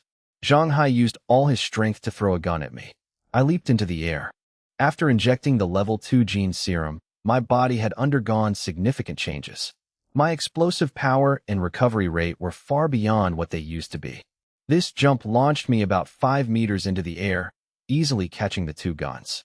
They were 2 Type 95 assault rifles, polished and well-maintained, packing serious firepower. Before the apocalypse, the world high jump record was only 2.45 meters. Yet now, even without being a mutant, I could easily jump 5 or 6 meters high. I gripped the guns tightly, aiming straight at the mutant monkey frantically chasing Xiao Qi and the others. Bang! Bang! Several shots rang out. What an idiot! Seeing my actions, Ding Kuei let out a contemptuous laugh. In his eyes, I was in midair, and the mutant monkey was moving at high speed. Hitting a target when both are in motion was practically impossible. let alone firing 2 guns at the same time. Even holding one assault rifle steady is hard enough. Even if a mutant's body can handle the recoil, missing the target makes it useless. If it doesn't deal a fatal blow, given the mutant monkey's terrifying resilience, the bullets would only make the situation more dangerous. Ding Kuei was suddenly startled. The pursuing mutant monkey abruptly clutched its head, roaring in agony. From its eye sockets, 2 streams of fresh blood poured out endlessly. The other members of the Eagle Guard fell completely silent. As elite soldiers, they all knew exactly what this meant. All their astonished gazes shifted toward me, hitting both eyes perfectly with 2 guns simultaneously while the target was moving at high speed, maintaining stability, and choosing the exact life-or-death moment. His reflexes, mental fortitude, and marksmanship had to be near perfect. By now, I had lowered the 2 assault rifles. Xiaoqi, it's blind now. Don't get close. Just keep your distance and shoot from afar. I called out to warn them. Honestly, even I was a little surprised. Taking bullets straight to the eyes and still not dying. Its vitality was truly terrifying. It was no wonder it could push Team Lingfeng to such a desperate state. Got it. Xiaoqi finally snapped out of it, ecstatic. Brother Jiang is still Brother Jiang. Xiaoqi and the others quickly widened the gap, aiming their rifles at the mutant monkey's weak points and firing relentlessly. Now blind, the monkey had become a massive moving target. Despite its extreme strength and regeneration, its nose, belly, and a few other spots were still fatal weak points. Before long, under the heavy hail of bullets, the mutant monkey finally collapsed completely. TSK. This is a level 1 mutant beast, almost reaching level 2. You could call it a level 1+. Xiaoqi, you hit the jackpot. Zhi Liang stood next to the monkey's corpse, flipping its massive hand over, feeling the lingering mutant energy, unable to hide his envy. What are you talking about? Brother Jiang is the one who deserves this thing's mutant core. Splitting half the meat is more than enough for us. Xiaoqi replied immediately. If it weren't for me, they wouldn't just have lost their lives, they would have gotten absolutely nothing. Brother Jiang, I want to go lure another mutant beast like this so you can help us take it down too. My team is out of good meat. Zhi Liang joked, his voice full of excitement. Stop messing around, I said sternly. Pack up quickly and get in the cars. Mutant beasts only contribute a tiny amount of mission points. President Ho made it clear. Our goal is to head straight into the center of the beast nest. Don't waste time here. Hearing this, Zhi Liang cheered excitedly. The members of Team Lanfeng and the other teams also looked thrilled, quickly getting into their vehicles to prepare for departure. Witnessing this, Ding Kuei and the members of the Eagle Guard couldn't help but be stunned. When hearing about entering the center of the beast nest, these people reacted with joy instead of fear. That completely exceeded their expectations. Ding Kuei stared at me, a mix of confusion and unease rising in his heart. He gradually realized that this guy named Jiang Lushir was absolutely not simple. It seemed that just by standing there, I could bring an inexplicable sense of confidence to my teammates and allied squads. Virum. In an abandoned amusement park, a zombie girl had just jumped off a rusty metal swing when the minibus barreled straight toward her. She only had time to let out a single growl before her head was blown apart, pale yellow fluid splattering everywhere. That fluid was corrosive. The moment it hit the snow, it melted countless tiny holes. The minibus didn't slow down. It smashed right through the swing set, shattered the park's perimeter wall, and kept charging forward, crushing everything under its wheels. Brother Jiang, the closer we get to the beast nest, the weirder these zombies and mutant beasts become. Zhang Hai had just fired a shot, smoke still curling from the barrel. He stared at the zombie girl's corpse in the snow, his voice dropping low. Did you notice? Their blood isn't red anymore, and it's toxic. The Doomsday Beggars convoy was moving according to Ho Dingquan's plan, avoiding other organizations on the 5th route and completely separating from them. Right now, we were crossing the eastern area of Yanchang County, clearing out any obstacles in our path as we went. The deeper we went east, the thicker the layer of blood lichen covering the ground became. The towns we passed through, the ruined reinforced concrete buildings, were all engulfed by blood lichen. From a distance, they looked like giant blood cocoons. The trees along the road had almost no green left, reduced to dry roots and withered, fallen leaves. Everything was terrifyingly quiet, completely different from other areas where mutant plants grew wildly like a jungle. Reaching this point, the mutant beasts were also becoming increasingly bizarre. Some still bled bright red when killed, but others had eerie green blood that corroded the ground the moment it spilled, leaving tiny pitted holes. Mutant beasts like that were inedible, and they didn't even have mutant crystals in their bodies. Zhonghai, if you look closer, you'll see that these mutant beasts and zombies all have structures similar to the blood lichen deep within their flesh. I said in a calm voice. The government military's documents emphasize that the bodies of those killed in the beast nest area must absolutely not be left behind. If they can't be taken away, they must be destroyed immediately or brought entirely back to the Heiyuan safe zone. Back then, we didn't understand why, but now, I think it's pretty clear. Hearing my words, the members of Team Shi-Ing in the car couldn't help but shudder. A terrifying truth gradually dawned on them. Did the military forbid leaving bodies in the beast nest because this place could corrode, or even control, corpses? Everyone suddenly remembered the time they were waiting at the gate of Zone A and encountered an army retreating from the beast nest battlefield. The bodies in the military vehicles then were all brought back to the safe zone completely intact. At the time, we thought it was just the tradition of never leaving a comrade behind, but thinking about it now, it's highly likely the military was hiding a much more horrifying reason. After the zombie virus outbreak, the zombies that appeared weren't like the undead in movies or games, but rather infected and mutated humans. However, the controlled corpses in this area looked exactly like the undead from the movies. The Level 5 clearing mission in Yanchang County only required exterminating any remaining zombies or mutant beasts. Clear the area and receive mission points based on the government's evaluation. However, if we wanted to complete the mission flawlessly, we had to enter the core area of the beast nest. Not every team entering from the 5th route had the same death-defying resolve as Ho Dinkuan. As we went deeper, the number of organizations from the 5th route also thinned out. The sky darkened. My minibus led the Doomsday Beggars convoy. The roar of the engine tore through the silent night, the headlights sweeping across, making the distant forest look hazy. Initially, the lead vehicle was a heavy truck, but the complex terrain and the constant threat of mutant beasts appearing at any moment caused those trucks to break down repeatedly. The minibus, which was originally at the back of the convoy, had somehow overtaken them and moved to the front. Are they rushing to get reincarnated? Why are they driving so fast? The 3 armored vehicles of Ding Yi and his squad tailed closely behind, not daring to fall back. But the thick snow and ice, combined with the layer of blood lichen, made the road incredibly slippery. Even the military armored vehicles were constantly skidding. The soldier sitting next to Ding Yi had sweat pouring down his forehead, both hands gripping the steering wheel tightly, tense with absolute concentration.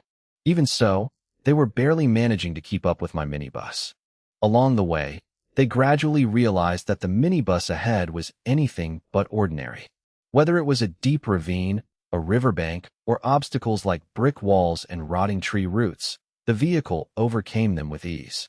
It was clearly just a minibus, yet it operated like a tank, adapting to any complex terrain. Bam! My car shook violently as it rammed straight into a mutant porcupine. The porcupine was knocked back, roaring in anger before charging again. The gunfire from the roof erupted rapidly, tearing the porcupine's belly open, blood splattering everywhere. Brother Jiang, it's just a normal mutant beast. We've got fresh meat again. Zhang Hai and Sun Kuan rushed over from the off-road vehicle, excitedly grabbing their knives and jumping down. The members of the Eagle Guard in the armored vehicles drew in a sharp breath. What the hell is this minibus?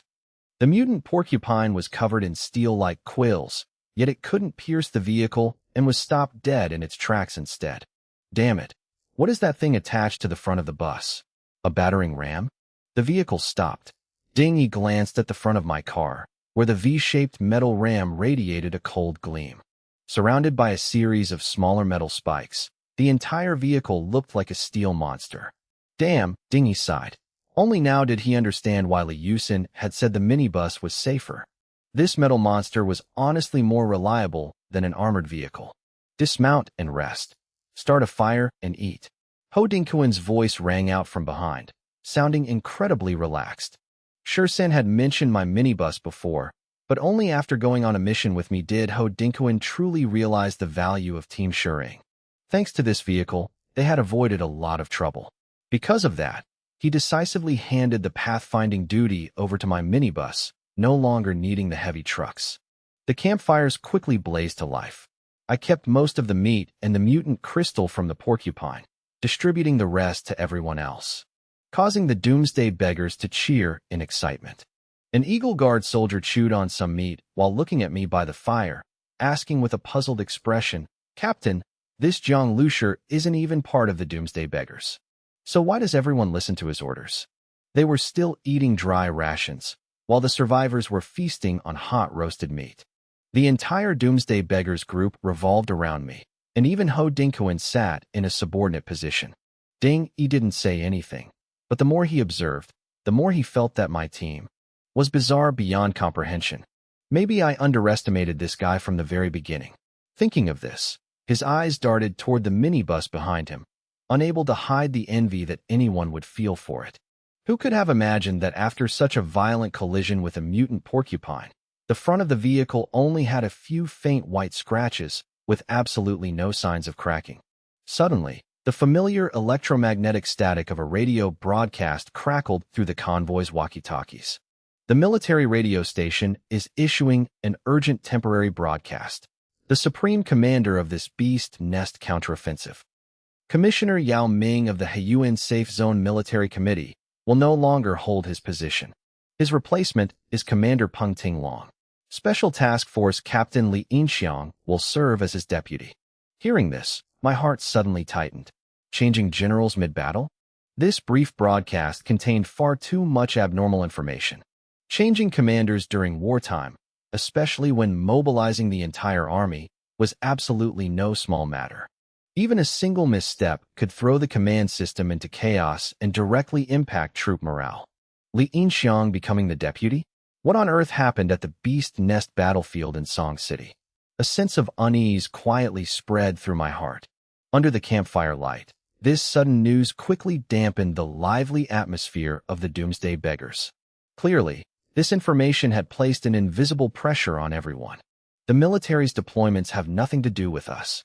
Ho Dinkuan stood up and said loudly, "No matter what changes they make, it's not our place to interfere. Everyone, just eat and drink well. Once we destroy the Beast Nest in Yanchang County and achieve our goal, we'll withdraw immediately."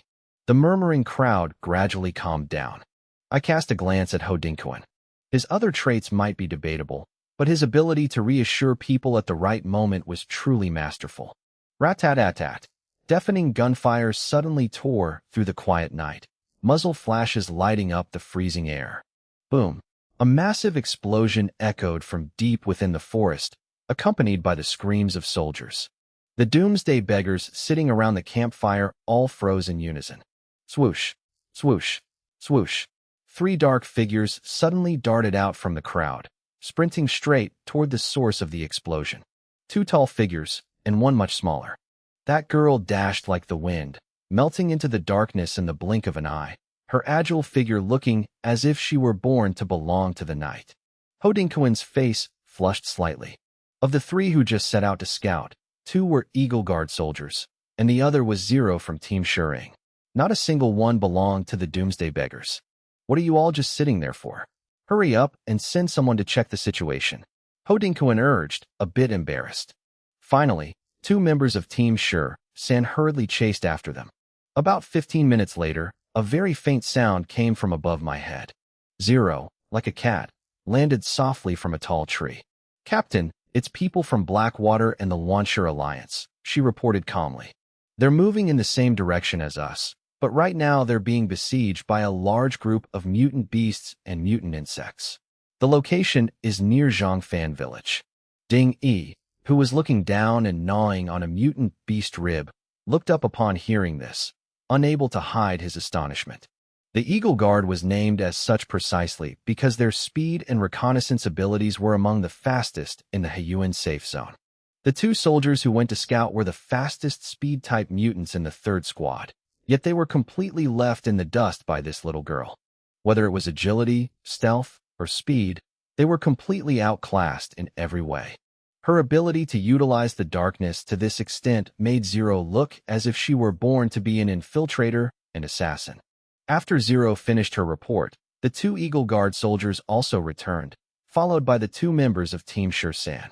The information they brought back matched almost perfectly Blackwater and the Launcher Alliance. Ho Dingquan's face darkened. These 2 groups have joined forces? Talk about colluding to do evil. On the 5th route, there were 6 major organizations. Blackwater ranked 1st, the Launcher Alliance ranked 3rd, and the Doomsday Beggars ranked 4th. Hearing that those 2 organizations had teamed up made Ho Dingquan extremely uneasy. Furthermore, they were heading in the same direction, clearly aiming for the core area of the beast nest to snatch the biggest share of the profits. Zero, did you see Tang Chongfei? I suddenly asked. No, Zero shook her head. But I sensed a suppressed wave of mutant energy. It was very strange. Suppressed mutant energy. That's definitely Tang Chongfei, I analyzed. Level 2 evolvers can control the leakage of their own mutant energy waves. Thinking of this, I couldn't help but observe Zero once more. The fact that she could sense the presence of someone like Tang Chongfei was enough to prove that Zero was absolutely extraordinary. Captain Jiang, what do you think we should do? Ho Dingquan looked at me, hesitation clear in his eyes. He wanted to avoid clashing with Blackwater and the Launcher Alliance, but he wasn't willing to retreat either. In the end, he could only wait for my decision. Just stick to the plan, I said nonchalantly. We'll run into them sooner or later anyway. So what if it's Tang Chongfei? If we meet, I won't back down. Taking a detour is not an option for me. With the MCV and my team on hand, I wasn't afraid to face Tang Chongfei and Blackwater. Hearing this, Ding Yi's entire body trembled slightly. He understood Blackwater very well, and he understood Tang Chongfei even better. This man was once one of the military's top 10 strongest mutants, his reputation echoing far and wide. Just hearing his name was enough to make people steer clear. Yet I didn't show the slightest hesitation. Ho Dingquan forcefully waved his hand. I'll risk my life with you gentlemen. Let's fight them for it. The Eastern Beast Nest area is the weakest link. We absolutely have to pass through there. As soon as he finished speaking, the expressions of the Doomsday Beggars turned peculiar. Risk his life with gentlemen? It was obvious that they were the ones relying on my team Shurang. Bang, bang, bang. Assault rifles fired rapidly, a dense barrage of bullets tearing through the night sky, like a torrential storm pouring down on the charging mutant beasts. The continuous muzzle flashes painted the night sky red. Despite their thick skin and tough flesh, the beasts were still pierced by the heavy firepower. Chunks of flesh were blown apart, and the massive bodies groaned before collapsing into the snowy mud. Brother, we're burning through ammo too fast. It's only been 10 minutes, and we've barely taken down a dozen. But we've already used up nearly a third of our ammunition. This isn't going to work. On a heavy truck, Tang Changyang looked at the dense horde of beasts ahead in a panic. At least 40 or 50 of them were swarming in, and behind them were ones as big as moving mountains. It was a terrifying sight. Beside him, Tang Chongfei sat in silence, his upper body bare, as cold as a stone statue. His eyes were locked onto the beast horde. Just sitting there, he gave off the feeling of a suppressed volcano, waiting to erupt. Don't worry about the ammo. Tell the Launcher Alliance not to hold back either. We have to push this wave back. Tang Chongfei said calmly. But what if we run out of ammo? Tang Changyang asked, flustered. In his opinion, they should be fighting a fighting retreat right now. Nighttime was already a disadvantage for humans, and this was a sudden ambush where the mutant beasts seemed to be waiting for them, charging from all sides. If Blackwater hadn't reacted decisively, pulling their elite forces back to a narrow high ground to stall the momentum, the consequences would have been unimaginable. Tang Changyang, do you still not get it? If we run out of ammo, we fight hand to hand. Mutants have to rely on their bodies. Besides, we're in trouble. What do you mean? Tang Changyang asked in shock. Right at that moment, Tang Chongfei sprang up, roaring like thunder, watch your feet. Everyone immediately looked down. His eyes flashed coldly. He stomped 1 foot hard onto the truck bed, making the heavy vehicle shudder violently, and launched himself like a cannonball his iron fist smashing straight into the ground. The hard ice shattered with a crack, revealing a massive, deep hole. Fresh blood sprayed out as black, tentacle-like antennae thrust upward. Roar! A 7 or 8 meter long black worm slithered out of the hole. Its slimy body was covered in black antennae over a meter long, thrashing like whips. A truck where Tang Changyang was taking cover was struck by a whip, caving in completely. A survivor who couldn't dodge in time was struck, screaming miserably before dying instantly, blood splattering everywhere. At the same time, near the Launcher Alliance's trucks in the back, 8 or 9 other mutant worms burst out, tearing up the dirt and sand. Only then did Tang Changyang understand. This wasn't just a little trouble. This was massive trouble. Tang Chongfei had clearly sensed them beforehand. These worms bursting from underground were even harder to deal with than the mutant beasts. With terrifying strength, they flipped several trucks, throwing the entire situation into instant chaos. A Blackwater soldier with bloodshot eyes hugged his light machine gun tightly, firing madly at the incoming beast horde. The barrel was red-hot. A bullet pierced through a wound on a mutant wolf. Just as a flash of joy crossed his face, a black claw sharp as a scythe impaled his chest, lifting him up. Blood gushed out. Before his scream of agony could end, another blade slashed across, slicing his body in half. The attacker was a mutant mantis that had just emerged from the ground, 2 meters tall, with a black shell as hard as steel. Its speed was horrifying. In just a few seconds, it had slaughtered several elite soldiers. Almost no one could stop it. As the mantis turned toward another truck, a dark figure lunged forward. Clang! 2 pitch-black arms gleaming with cold metal blocked the twin blades. A mutant entirely encased in armor charged in to grapple with it. The mantis let out a strange screech just as a massive, heavy figure dropped down from above. A heavy stomp crushed its head deep into the black, icy mud. It was a strength-type mutant. Bang! Bang! Assault rifle bullets rained down relentlessly once again. The worms emerging from the ground had completely shattered the defensive lines of Blackwater and the Launcher Alliance. Fortunately, Tang Chongfei and the leading mutants bravely charged forward. The defensive and strength-type mutants engaged the worms in close combat. Others provided long-range support, while the professional soldiers continued to pour firepower into the beast horde ahead. Suddenly, a loud roar echoed, followed by a series of tearing sounds. I saw Tang Chongfei grab hold of a wound on a giant black worm's belly with both hands, roar, and violently rip it apart. The mutant worm was torn in half on the spot. Blood splattered all over him, dyeing his entire body red, making him look like a demon straight out of hell. Right then, another mutant worm, as long as a giant python, slithered up from the ground. Its body coiled like a long whip and wrapped tightly around Tang Chongfei. He merely smirked. The muscles all over his body suddenly bulged, and cracking sounds like firecrackers echoed from his frame. His figure visibly grew taller, every muscle bulging like dark bronze metal. An invisible surge of power erupted violently, and the mutant worm wrapped around him instantly exploded, its flesh torn to shreds. It wasn't completely dead, but realizing the danger, it immediately let go and turned to flee. Trying to run? Tang Chongfei's eyes blazed with fanaticism, clearly unwilling to let his prey escape. Just then, a gunshot rang out. The mutant worm's body jerked violently, and a fist-sized hole appeared in its steel-hard head. Immediately after, a second shot rang out. The bullet buried itself deep into the wound, scrambling its brain and the fluids inside its head.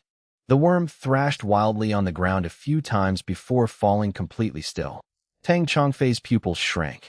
After a few seconds of silence, he abruptly turned his head toward the source of the gunshot. In the distance, a minibus was speeding toward them. On the roof, a small gun turret revealed the barrel of a sniper rifle. AMR? Jiang Lushi. Just seeing that sniper barrel and that pinpoint accuracy, my image instantly flashed in Tang Chongfei's mind. That battle in the snow at Launcher Hill back then, my AMR had left far too deep an impression on him. As if to confirm his suspicion, the sniper rifle on the minibus's roof let out another deep boom. A mutant water buffalo, with the corpse of a Blackwater soldier still impaled on its horns, was instantly shot through its soft nose. The The bullet gouged out a massive hole, even piercing through its steel-hard skull. The buffalo's massive body staggered a few steps before collapsing to the ground. Right at that moment, from inside the minibus, I suddenly aimed the barrel straight at Tang Chongfei. His eyes flashed with a cold glint, the corners of his mouth curling up slightly. Our eyes met for a split second, but I immediately shifted the barrel away. In that moment of confrontation, I felt it very clearly. If I pulled the trigger, Tang Chongfei would react instantly. And he knew it too. After the mutant water buffalo was taken down, my minibus swerved almost 90 degrees. It sped off and came to a safe stop in the brush to the left of Blackwater's convoy. Right behind it, over a dozen heavy trucks and 3 military armored vehicles rushed in simultaneously. Damn it, the Doomsday Beggars are here too. And Team Shiring. Sitting in his truck, Tang Chongyang saw the familiar faces in the vehicles flying black flags and immediately understood. As for that minibus, he already knew it belonged to my team. They were clearly here to steal the level 5 clearing mission. Tang Chongyang was furious. He had already considered the mission to destroy the beast nest as meat in his bowl, yet now my team and I had shown up to cut in, even snatching 2 mutant beasts right out from under him. Trying to steal our food? Just you guys? He sneered coldly and gave an order over the walkie-talkie, telling all the drivers to lead the mutant beast horde toward the Doomsday Beggars. A vicious plan formed in his mind. Blackwater and the Launcher Alliance had fought a brutal battle, losing over 10 mutants, and still hadn't cleared out the beast horde. Tang Chongyang believed that if it were the Doomsday Beggars instead, they would be overwhelmed instantly. The order was quickly relayed to all the trucks and off-road vehicles of the 2 organizations. The elite, highly disciplined formation immediately took action. The heavy trucks that were holding the line suddenly retreated at high speed in unison. The mutants engaged in close combat also quickly fell back toward the Doomsday Beggars convoy. The entire formation turned into a massive river of steel, charging straight at them. Instantly, the mutant beast horde that had been pinned down by firepower roared and chased after them, eyes glowing red like wild horses out of control. Ho Dingkuan had just arrived at the scene and witnessed the entire spectacle before him. Overturned trucks and corpses scattered everywhere. Behind them was a pitch-black horde of mutant beasts straight out of a nightmare, especially those as massive as small mountains. In that moment, he regretted arriving so early. Before he could even react, he saw the convoys of Blackwater and the Launcher Alliance suddenly barreling straight toward the Doomsday Beggars convoy, with the terrifying mutant beast horde hot on their heels. In the blink of an eye, the Doomsday Beggars became the direct target of the entire mutant beast horde.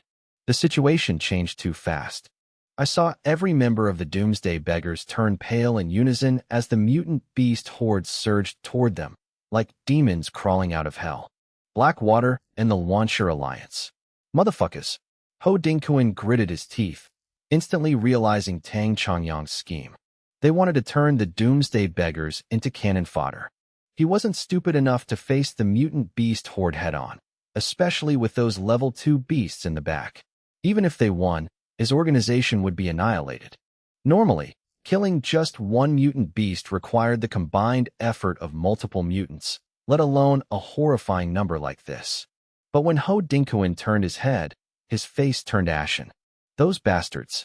Behind the Doomsday Beggars convoy, their retreat path had been completely blocked by a line of heavy trucks from Blackwater and the Launcher Alliance. If they wanted to turn around, their only option was to ram straight into that formation, which was no different from declaring war on both organizations. And with the mutant beast horde hunting them from the front, the outcome would only be disastrous. You bastards. You want to swallow all the credit without giving us a chance. Just wait to die? Tang Chongyang leaned halfway out of his truck, mocking them, and raised his middle finger straight at the Doomsday Beggars convoy. The other Blackwater members also gloated. A few trucks even moved forward, almost pressing right up against them, deliberately shrinking their room to maneuver. No, the president hasn't retreated yet. Someone suddenly shouted, pointing toward the battlefield. What? Tang Chongyang was stunned. Following the pointing finger, he was horrified to discover that Tang Chongfei was still standing alone in his original spot, bare-chested, directly facing the incoming mutant beast horde. He was drenched in blood, the bulging muscles on his back radiating visible waves of heat, his explosive aura like that of a true demon. Damn it! Turn back. Hurry up and turn back to save my brother. Tang Changyang screamed in panic. Only now did he realize he had underestimated his brother's madness. Tang Chongfei was a true battle maniac, a man who never knew how to back down. My appearance didn't make him wary. On the contrary, combined with that massive horde of mutant beasts, it stimulated his bloodlust and desire for battle to erupt even more fiercely. Inside one of the Doomsday Beggar's trucks, Ho Dinkuan clenched his fists, his lips trembling with rage. He was angry at his own slow reaction, allowing his organization to fall right into the trap set by Blackwater and the Launcher Alliance. The enemy's vehicles had already pressed in close, yet they hadn't managed to turn around in time. In that moment, Ho Dinkuan even briefly regretted listening to my decision. But right now, it was too late for regrets. Let's fight. A roar like thunder suddenly erupted from the front lines. Tang Chongfei. Ho Dinkuan burst into loud laughter. He's not running. He wants to face a horde this big, all by himself.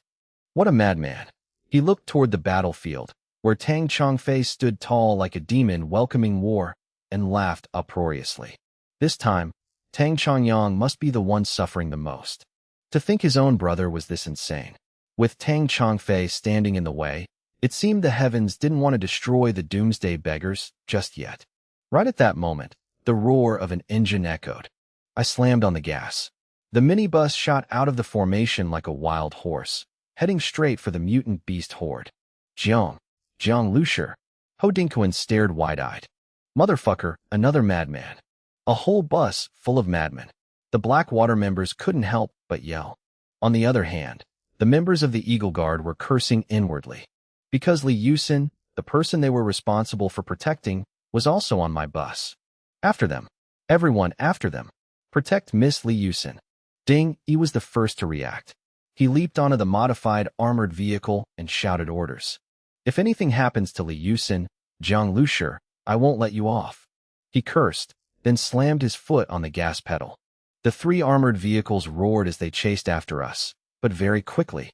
Ding, he was shocked to realize that even though he had floored the gas to the limit, they were still being left in the dust by my minibus, the gap growing wider and wider. We're going to follow Brother Jiang, and we'll get a share. While everyone was still stunned, Zhi Liang suddenly yelled, waving his Type 95 rifle in excitement. Team Function, charge. The members of Team Function immediately started their cars and chased after us. We're going to. Xiao Qi turned and said to his team. Team Lingfeng wasn't as fanatical as Function, but they had fought alongside me long enough to know that I never did anything pointless. Even though I often did things that caught people off guard, the results always left everyone amazed and brought in real benefits. Following me meant profit. This had long become the general consensus of Team Lingfeng. Therefore, Team Lingfeng also started their engines, charging straight into the mutant beast horde without hesitation. What the hell are you doing? Get back here right now. Team Fengshan. Team Lingfeng. Seeing several trucks and off-road vehicles suddenly charge forward, Ho Dinkuan roared in anger. He could tolerate me being crazy, but the fact that Team Fengshan and Team Lingfeng were also charging in after me was completely beyond his comprehension. Yet no matter how hoarse he screamed, Team Fengshan and Team Lingfeng didn't stop, continuing straight into the mutant beast horde. President, should we provide backup for them? Someone beside him asked in a low voice. Us. Don't rush. Let's wait and see. At the critical moment, Ho Dinkuan still hesitated. Ahead were 40 or 50 mutant beasts, even including level 2 beasts. He didn't have the courage to be as reckless as I was. Inside the minibus, all the members of Team Shering had fastened their seatbelts. I sat in the driver's seat, my eyes calmly looking ahead at the surging mutant beast horde. I glanced to the side and saw Tang Chongfei, like a human tank, still keeping pace right next to the minibus. Without a doubt, this was the warrior with the strongest thirst for battle I had ever met, a true battle maniac. Earlier, when I provoked him, I genuinely had the intention of competing with him, but I didn't expect him to actually follow me straight into the beast horde. Activate acceleration mode. Activate battering ram system. The minibus roared, shooting forward like an arrow released from a bowstring. The V-shaped ram at the front looked ferocious. The wind howled deafeningly along the sides of the vehicle. With the speed of a race car, it headed straight for the mutant beast horde ahead. The closer I got to the mutant water buffaloes and mutant wolves, the calmer I became. All the parameters of the MCV were clear in my mind. I quickly made a judgment. The vehicle could absolutely withstand this collision, and any damage would be within acceptable limits. The MCV smashed straight into the front line of the mutant beast horde at a terrifying speed. Two massive forces collided, and the vehicle system immediately sounded a warning. Warning, battering ram system damaged. Damage level, 5%. Warning, alloy armor sustained impact. Damage level, 3%. Durability decreased. Inside the cabin, everyone felt the violent impact. The mutant beasts howled in pain, their bodies sent flying. 5 or 6 horns of varying lengths were embedded tightly into the vehicle's ram. The alloy ram sustained damage for the first time, but the beast horde fared far worse. They were hit so hard their skulls cracked open and their internal organs were severely damaged. Their bodies were thrown over 10 meters away. One mutant lizard, due to its weak skull, was rammed so hard its brain splattered out. The others, even if not dead, were critically injured and lay motionless. The MCV's momentum also slowed down after the collision. At the same time, beside me, Tang Chongfei grabbed a mutant beast's leg with his bare hands, roared, and violently swung it, hurling it into the air to crash into the others, sending them flying. His speed and strength were not the least bit inferior to the MCV. Monsters! From behind, Ho Dingquan's eyes widened in disbelief. He couldn't believe it. Not only was the minibus not destroyed, but it had also smashed through and critically injured the beast horde. Just how sturdy was this vehicle?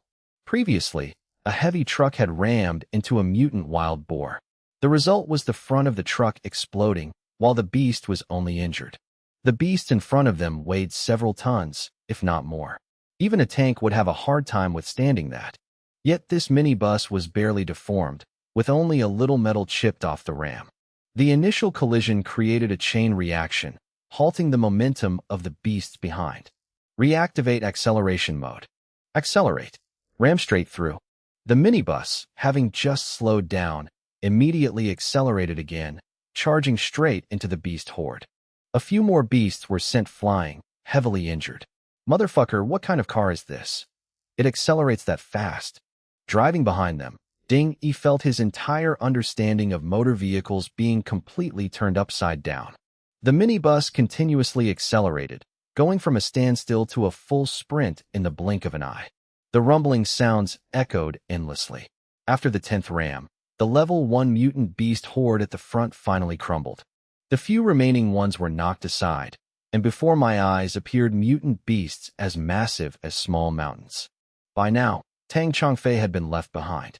Some of the injured beasts no longer dared to charge at the minibus, only glaring at me with glowing red eyes. No matter how terrifying Tang Chongfei's strength was, he was ultimately still human. A mutant python wrapped tightly around his leg like a long whip, while several mutant gorillas shrieked, simultaneously lunging to bite and pummel him. Tang Chongfei's gaze suddenly shifted forward, where the minibus had left him over 10 meters behind and was preparing to face the level 2 mutant beasts. An unprecedented sense of frustration welled up in his heart. For the first time in his life, he tasted defeat. He had always believed absolutely in his physical strength, yet right now, he couldn't even outpace a minibus. Roar! Tang Chongfei threw his head back and roared in fury, the muscles all over his body suddenly transforming. His skin gradually turned iron black, and his fingernails and pupils also took on a cold metallic hue. Flash! Flash! The giant python wrapped tightly around him was suddenly pierced by black blades, its body easily torn apart. These blades weren't external weapons, but sharp protrusions growing from deep within Tang Chongfei's body. His aura exploded once again. If he was like a ferocious demon before, now he was no different from a god of war who had fought countless battles without ever tasting defeat. The charging mutant gorillas suddenly shrieked deafeningly and halted, not daring to approach. But Tang Chongfei dashed forward like a shadow, closing the distance in the blink of an eye. When he reappeared, 3 gorilla heads had already fallen to the ground, blood spraying like fountains. Right at that moment, a strange feeling welled up in Tang Chongfei's heart. He couldn't help but look down at the thick layer of blood lichen beneath his feet. At the same time, inside the minibus, I felt my entire body tremble. Unidentified strong mental energy detected. Starseed's voice rang in my head. Every time there was a warning like this, it meant something major was about to happen. Brother Jiang, look. Immediately, I received the images from the mental vision that Ran Shiyu shared. In that vision, I saw an extremely eerie sight. Underground, the thick blood lichen was covered in countless tiny red threads. These threads were weak, not even a fraction of a normal person's mental strength, but they were so dense they practically covered the entire ground. Not only that, but they also extended into the bodies of the mutant beasts. Similar red threads existed inside them as well. Brother Jiang, this mental signal is very weak, but I can sense its meaning. It's retreat and protect, Ran Shiyu said in astonishment. The will of the mother beast. I instantly understood. The blood lichen had an inseparable connection to the mother beast. This was clearly a signal of will emitted by the mother beast. The Heiyuan military had conducted extensive research on the mother beast within the beast nest. In the small notebook Professor Su Kiguang gave me, he mentioned that the mother beast was a high-level mutant creature, much like a wolf pack in nature. It possessed combat intelligence formed through a long evolutionary process, knowing how to hunt, set traps, and control the situation. He even suspected the mother beast had intelligence far surpassing that of killer whales, creatures that were already extremely smart before the apocalypse. In previous beast tides, the mother beast had displayed commanding abilities that shocked humanity, from attacking the weak points of the Heiyuan safe zone to luring the army into traps, making humans pay a heavy price before they could even understand it. The mother beast wants to flee, so it ordered the level 2 mutant beasts to retreat? No way. No matter what, I can't let the mother beast escape. I'm determined to complete the level 5 clearing mission, and I absolutely won't allow the core target to get away. Furthermore, I still need to clarify the connection between the mutant queen ant eggs and the mother beast. The 3 level 2 mutant beasts in front of the minibus suddenly let out low growls, then turned and fled. The level 1 mutant beasts that could still move immediately followed suit, retreating rapidly. The mutant beasts, they all ran away. Jiang Lushir actually did it. Ho Dingquan's eyes widened in shock, a deep sense of regret welling up inside him. Just now, he had hesitated, even considering retreating. He feared he had left a bad impression on me, especially after spending all this time trying to maintain a good relationship with Team Shering. Damn it. Ding Yi wiped the sweat from his forehead, both astonished and speechless. He realized he needed to re-evaluate Team Shering, because we were simply too strong. This minibus alone was enough to make a name for itself throughout the Heiyuan safe zone. Captain, the minibus is chasing them again. An Eagle Guard member pointed forward in panic. Dingy looked closely. Sure enough, the minibus roared and charged straight toward the fleeing level 2 mutant beasts. Damn it, does he have a death wish? Ding Yi cursed, but there was no resentment in his voice, only astonishment and admiration. At this moment, he truly respected me. Not only did I shatter the mutant beast horde, but I also wanted to hunt them down to the bitter end. That thirst for battle was incredibly intense. Idiots, leaving the beast horde here? Tang Changyang watched the speeding minibus, feeling much more relieved. My minibus had terrified him. Even his brother Tang Chongfei couldn't keep up with it. If it stayed here, the pressure on him would be immense. Pass the word down. Quickly finish off all the injured mutant beasts on the ground. Tang Changyang grabbed his walkie-talkie, ordering the entire convoy. I had seen it very clearly just now. There were at least a dozen normal mutant beasts lying motionless on the ground. As long as they finished them off and killed them, this would definitely be a massive haul. Just as the convoys of the Wanshur Alliance and Blackwater were about to make their move, Ho Dingquan immediately realized their intentions. Hurry up and kill all the injured mutant beasts. Blackwater is trying to use this chance to steal the loot. The heavy trucks in the back row, do not move. Block the path of Blackwater's trucks. Ho Dinkoen was the veteran president of the Doomsday Beggars. The moment he saw Blackwater make a move, he instantly guessed their intentions. These mutant beasts were all defeated by my team. He wanted to quickly finish them off to salvage his image in my eyes. Just because of the injured mutant beasts lying on the ground, the atmosphere between the two sides instantly became tense. Tang Changyong, you truly disappoint me. Is completing the level 5 clearing mission more important, or are these few mutant beasts more important? Tang Chongfei, having just killed a mutant beast beside him, coldly glanced at Tang Changyong sitting in the heavy truck. After speaking, he leaped into the air, his body shooting forward dozens of meters. Boom, boom, boom.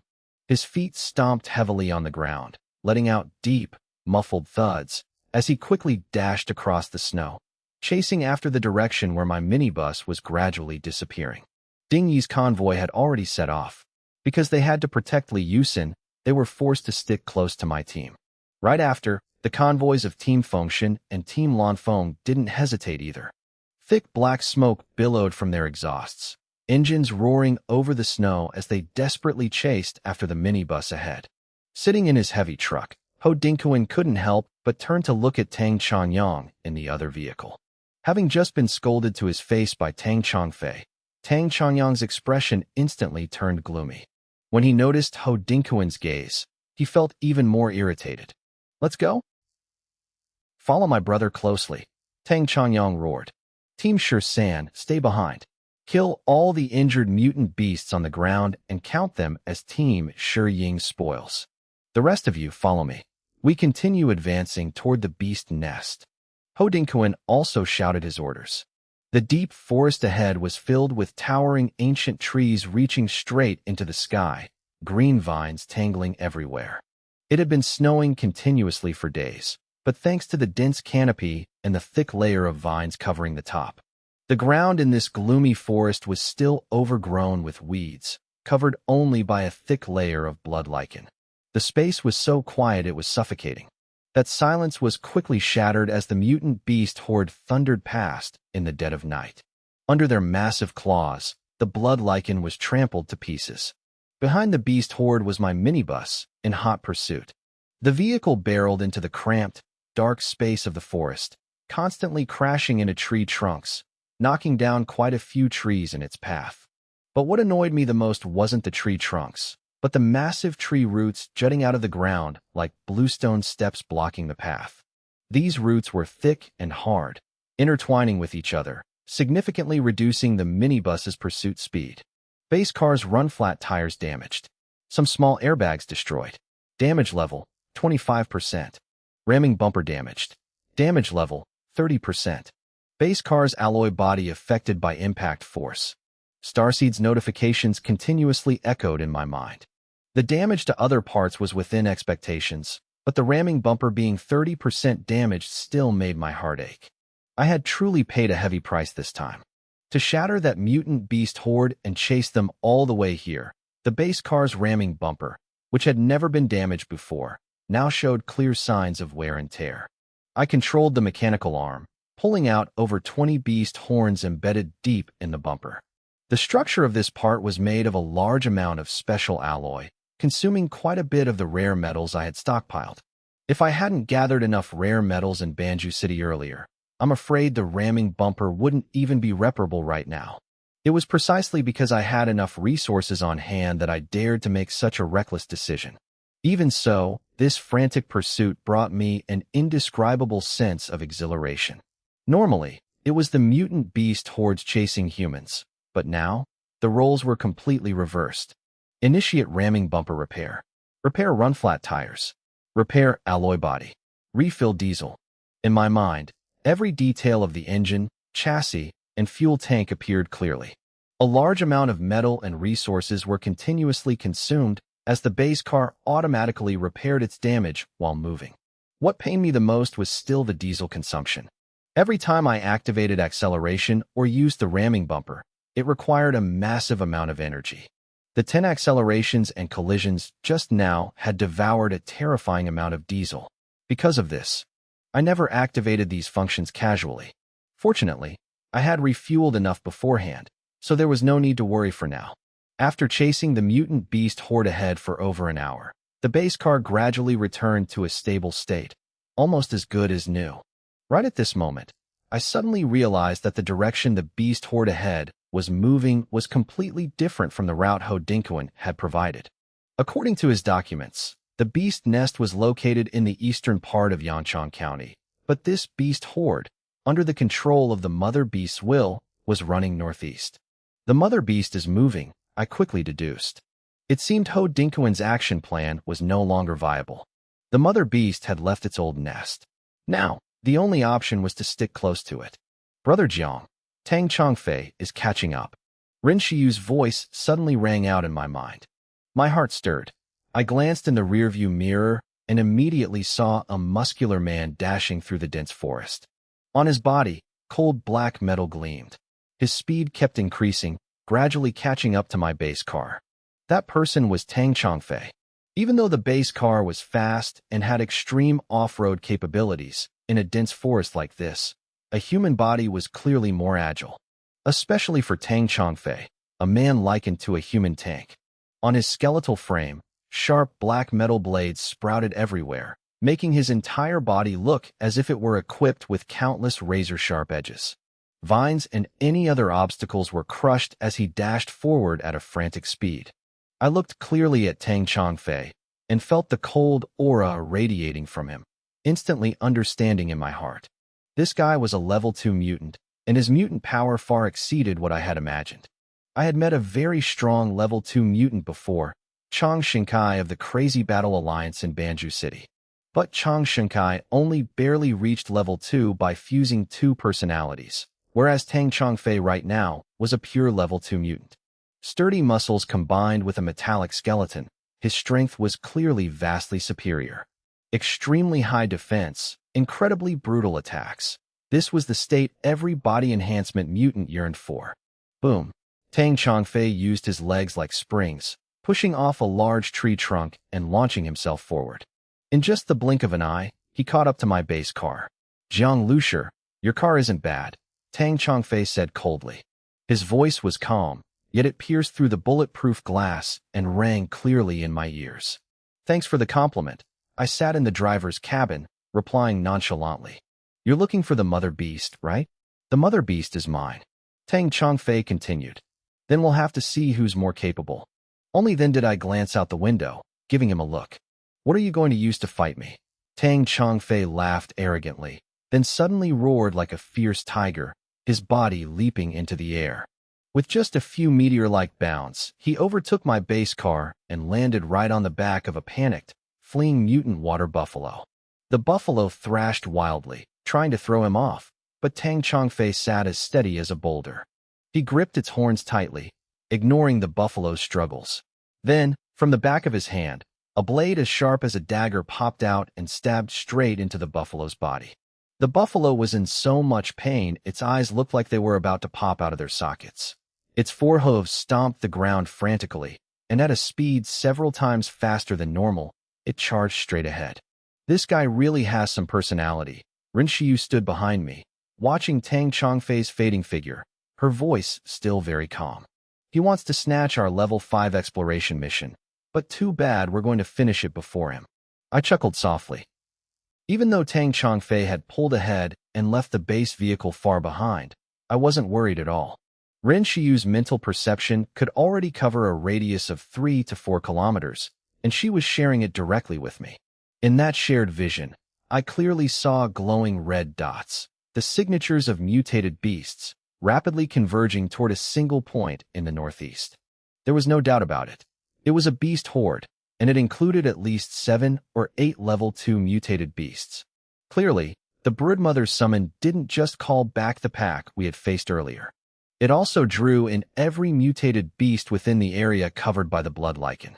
Tang Chongfei had charged straight into the center of the converging horde. Even with his terrifying strength, I figured he was in for a lot of trouble. Thinking of this, I slowly reduced the vehicle's speed and made a sharp turn. The base vehicle crushed a massive rotting tree root as it veered onto another path. My goal was crystal clear: find the broodmother as quickly as possible. I had no intention of driving straight into the center of the beast horde. With the base vehicle's massive size, the chances of getting swarmed were extremely high. While I wasn't worried about the vehicle being destroyed, the repair costs would be astronomical. In this post-apocalyptic world, wasting resources was simply unacceptable. Right at that moment, I heard the sound of shattering glass. My heart skipped a beat, and the image of the base vehicle's storage space instantly flashed in my mind. The mutated ant queen egg, originally kept in a glass container, had now grown to the size of 2 basketballs, causing the surrounding glass to crack. Eerie black spots resembling eyes appeared on the egg's surface, accompanied by a glossy black shell that gave off a cold, metallic sheen. The resonance reaction of the mutated ant queen egg is getting stronger. Starworm's voice echoed in my head, warning me. I couldn't help but shudder. The resonance is getting stronger? Why? 15 kilometers to the northeast, an unidentified energy entity is approaching. Starworm's cold warning voice rang out. An unidentified energy entity.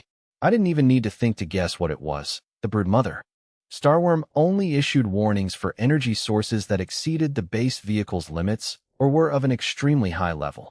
Weaker energy sources were usually ignored. Right then, in my mental vision, the blood lichen lit up once again. The lichen spreading across the forest was transmitting the broodmother's mental will. Return. Merge. Change direction. Attack. Ren Xiu focused her mind, carefully decoding that vague mental will. Hearing her words, I immediately realized just how bad the situation had become. External resonance reaction detected. External resonance reaction detected. Starworm blared another warning. Thump, thump, thump. Inside the storage space, the mutated ant queen egg sprouted countless tiny tentacles and began thrashing violently. However, it was surrounded by nothing but mutated beast meat and hard materials, making its struggle completely futile. If anything, this only confirmed my suspicion that the mutated ant queen egg had a direct connection to the broodmother. The broodmother had been leaving, but upon sensing the existence of this egg, it turned right back around. The egg's importance to the broodmother was unquestionable. Return. Merge. This meant the broodmother wanted to devour the mutated ant queen egg. I furrowed my brows tightly. Even though I didn't fully understand the broodmother's reproductive habits or behaviors, I completely trusted the deduction Ren Xiu made from its mental will. Brother Jiang, a massive number of mutated beasts have changed direction. They're rushing toward us at high speed. Ren Xiu suddenly looked up, her face slightly pale. In her mental vision, the number of incoming mutated beasts was at least over 100, a scale nearly equivalent to a small beast horde. We need to get out of this forest right now. I immediately spun the steering wheel, turning the vehicle back the way we came. The massive run-flat tires rumbled over the blood lichen on the dark forest floor as the base vehicle began its retreat. At this point, I realized a truth that seemed absurd yet was glaringly obvious. The broodmother was heading in my direction because the mutated ant queen egg was right here in my vehicle. Ren Xiu, there are a few stray mutated beasts approaching. Their aggression levels are extremely high. Ignore them. Activate acceleration mode. Even though every burst of acceleration consumed a massive amount of diesel, I had no other choice. This dense forest, with its tangled roots and towering ancient trees, was no place for the base vehicle to fight. I needed more favorable terrain. 15 minutes later, just as we burst out of the forest, the minibus's headlights shone directly onto the approaching convoys of the Flying Eagle Guard and the Function Squad. Seeing my vehicle turn back, Ding Yi couldn't help but feel excited. They had been following my tire tracks for a long time, completely unexpected that I would reappear here. Zhi Liang was equally thrilled, secretly wondering if I had come back to help them. Before they could even open their mouths, my voice rang out, cold and decisive. Ding Yi, Zhi Liang, Shao Qi, everyone, get out of your vehicles. Arrange the trucks into a blockade. Grab all your weapons and ammo, and use the vehicles as defensive cover. A massive horde of mutated beasts is heading right for us. Huh. Ding Yi and Zhi Liang froze in shock for a few seconds. Right then, my minibus executed a clean tail slide, aiming its V-shaped rammer straight at the pitch-black exit of the forest. There's no time to explain. Do it now. The broodmother is coming, I added. Those words made everyone's minds, especially the function squads, explode.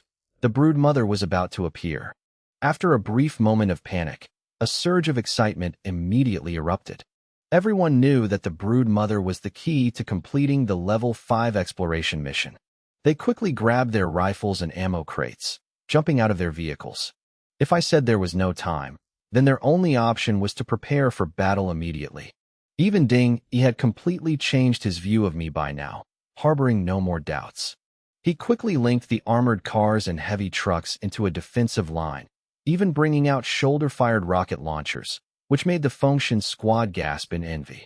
Zhang Hai and Sun Kuan also grabbed their shotguns and jumped down, joining Zhi Liang's team. Compared to sitting in the car, fighting directly was obviously much more effective. Just as the formation was completed, the ground began to tremble slightly. The tremors grew stronger and stronger, eventually pounding against everyone's chests like a rapid drumbeat. Deep in the forest, Tang Chongfei frowned. The sight before him left him bewildered. His blood was boiling, his combat instincts surging relentlessly, but the mutated water buffalo he was riding suddenly turned around and charged back the way it came. It wasn't just the buffalo. The other mutated beasts seemed to have gone mad, simultaneously changing direction and following the tire tracks of the minibus. Tang Chongfei immediately understood something extremely abnormal had definitely happened. As he neared the edge of the forest, he suddenly heard a bizarre sound echoing from afar, like an entire massive forest being snapped in half, accompanied by a spine-chilling hissing noise. With the superior senses of a Level 2 awakened, even in the pitch-black night, he could see a colossal dark red silhouette from a distance, resembling a small mountain. The brood mother. Just as a wave of joy swelled in his heart, a familiar whistling sound tore through the air. Tang Chongfei recognized it instantly. It was the sound of a shoulder-fired rocket launcher he had heard during training. He snapped to his senses. In the darkness, a distinct trail of pale blue smoke rose up, and a split second later, a rocket-propelled grenade shot straight forward. Damn it! The curse slipped out almost simultaneously from both Tang Chongfei and Ding Yi. For Tang Chongfei, it was a pure instinctual reaction to danger. As for Ding Yi, with the rocket launcher still resting on his shoulder, his mind was in utter chaos. Because as an awakened, he could clearly see that the target he had just locked onto was the beast horde. But the problem was, Tang Chongfei was right in the middle of that horde, riding on the back of a mutated water buffalo. Tang Chongfei was a Level 2 awakened with terrifying strength. Not only did he possess a muscle enhancement ability, he also had the ability to turn his bones into metal, making his defense nearly on par with a tank. But even a tank, a light tank, at least, couldn't withstand a shoulder-fired rocket. And even a main battle tank could only rely on its frontal armor to take the hit. Tang Chongfei's defense, no matter how strong, still couldn't compare to a main battle tank. The moment he saw the rocket flying toward him, Tang Chongfei immediately sucked in his gut, twisted his hips, and leaped off heavily. The explosive force he unleashed in that instant was as fierce as an erupting volcano, causing the mutated water buffalo to stagger. Grabbing the buffalo by the neck, he slammed it hard to the right. The beast let out a miserable bellow and crashed to the ground. In a split second, Tang Chongfei flipped backward, using the water buffalo's body as a meat shield. Boom! A deafening explosion rang out. The leading mutated beast was blown away, howling in agony. Shrapnel flew everywhere, burying deep into the mutated water buffalo's body. It roared and convulsed violently, but thanks to its terrifying vitality, it didn't die immediately. What's your name? Tang Chongfei poked his head out from behind the buffalo, his face dark. His cold gaze pinned Ding Yi down like a blade, every word dropping as heavy as a hammer. He had almost been hit by a rocket. The killing intent in his heart had reached its absolute peak. That glare made Ding Yi shudder, but he tried his best to stay calm. Suddenly, he pointed forcefully behind Tang Chongfei and shouted, "Guild Leader Tang, watch your back." Tang Chongfei immediately turned his head and leaped high into the air. Sharp metal blades popped out of his arms, slashing directly against two other blades thrusting toward him. Sparks flew in all directions. His opponent was a mutated mantis that had just lunged at him. Seeing Tang Chongfei get tied up in a fight with the mantis, Ding Yi finally breathed a sigh of relief. If a rocket had actually killed Tang Chongfei, it would have been a massive disaster. Even though he had left the military, Tang Chongfei still had deep ties with many military factions. Quite a few generals still remembered him well. Ding, he was secretly terrified. This guy really lives up to the rumors. He's unbelievably strong and still isn't dead. Right then, a shout rang out. The Fengshen squad and the others, following my reminder, began firing wildly into the darkness. Under the dense hail of bullets, the mutated beasts in the front row couldn't withstand it, no matter how thick their hides were. Their bodies were riddled with holes as they howled and collapsed. The ones behind them were also hit one after another, blood spraying everywhere. But immediately after, even more mutated beasts charged out of the forest. Their eyes were bloodshot from the stench of blood, their frenzy growing by the second. The fallen beasts were trampled to a pulp beneath the hooves of the horde behind them. The dense pack looked like a black flood sweeping away everything in its path. Damn it, why are there so many? Did these mutated beasts plan a meetup or something? Shao Qi's eyes widened at the sight before him, his lips trembling uncontrollably. Just a glance was enough to see that at least over 100 mutated beasts were stampeding toward them. The members of the Langfeng squad standing next to Shao Qi were all pale as ghosts. This wasn't the first time they had seen so many mutated beasts. The last time was during the second beast horde that attacked the Heiyuan safe zone. Normally, just 10 mutated beasts were enough to force an elite squad to retreat. When fighting mutated beasts, humans always avoided direct confrontation with large numbers, prioritizing guerrilla tactics instead. Shao Qi had never seen anyone dare to face a horde this massive without running away. Should we run, Brother Qi? I don't think these trucks can hold them off. Even if we block a few, there are still several level 2 mutated beasts in the back. They're freaking huge. A bald young man in the Langfeng squad whispered in a trembling voice. Run my ass. Don't you see Brother Jiang isn't running? He told us to form a vehicle blockade and shoot. So just do it. Besides, even if we run now, we won't make it. Shao Qi gritted his teeth, raising his voice to drown out the fear in his heart. Shao Qi's words made sense. If they turned and ran now, there would be almost no chance of survival. The blood lichen on the snow was slippery, making the tires prone to skidding. The terrain was full of tree roots and deep pits. The vehicles could flip or get stuck at any moment. Running in the dark across such terrain would only make it easier for the beast horde to catch up and tear them to shreds. Roar. A low, rumbling roar echoed through the air. Instantly, everyone felt as if an invisible hand had squeezed their hearts. Their bodies stiffened for a moment. The people who had just been firing suddenly froze in place. Zhi Liang and Shao Qi turned pale with fear in the blink of an eye. This was a mental attack. A mental attack. Inside the minibus, Ren Xiu cried out in horror. As a psychic awakened, Ren Xiu could clearly sense that this was a mental attack. That roar carried a mental wave with an incredibly rare, massive area of effect, almost blanketing the entire 3-kilometer radius where we stood. If it had stopped there, it wouldn't have been so bad. The truly terrifying part was that this attack could selectively target its victims.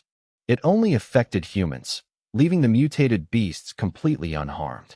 This feeling was very similar to the power of a domain, an advanced skill that human awakened could only touch upon after mastering their abilities to an extreme degree. Over 30 people were precisely suppressed mentally at the exact same time. That alone was enough to show just how terrifying the mutated beast that launched this attack truly was. Brother Jiang, that's the broodmother's mental power. It's transmitting through the blood lichen. Ren Xiu immediately warned me. In that brief moment, she had seen the blood lichen flare up with bizarre red flashes. My heart sank. If the broodmother could transmit its mental power through the lichen, then anyone touching that layer of earth could easily be controlled. My minibus was made of alloy and had a certain degree of insulation, so those inside weren't affected.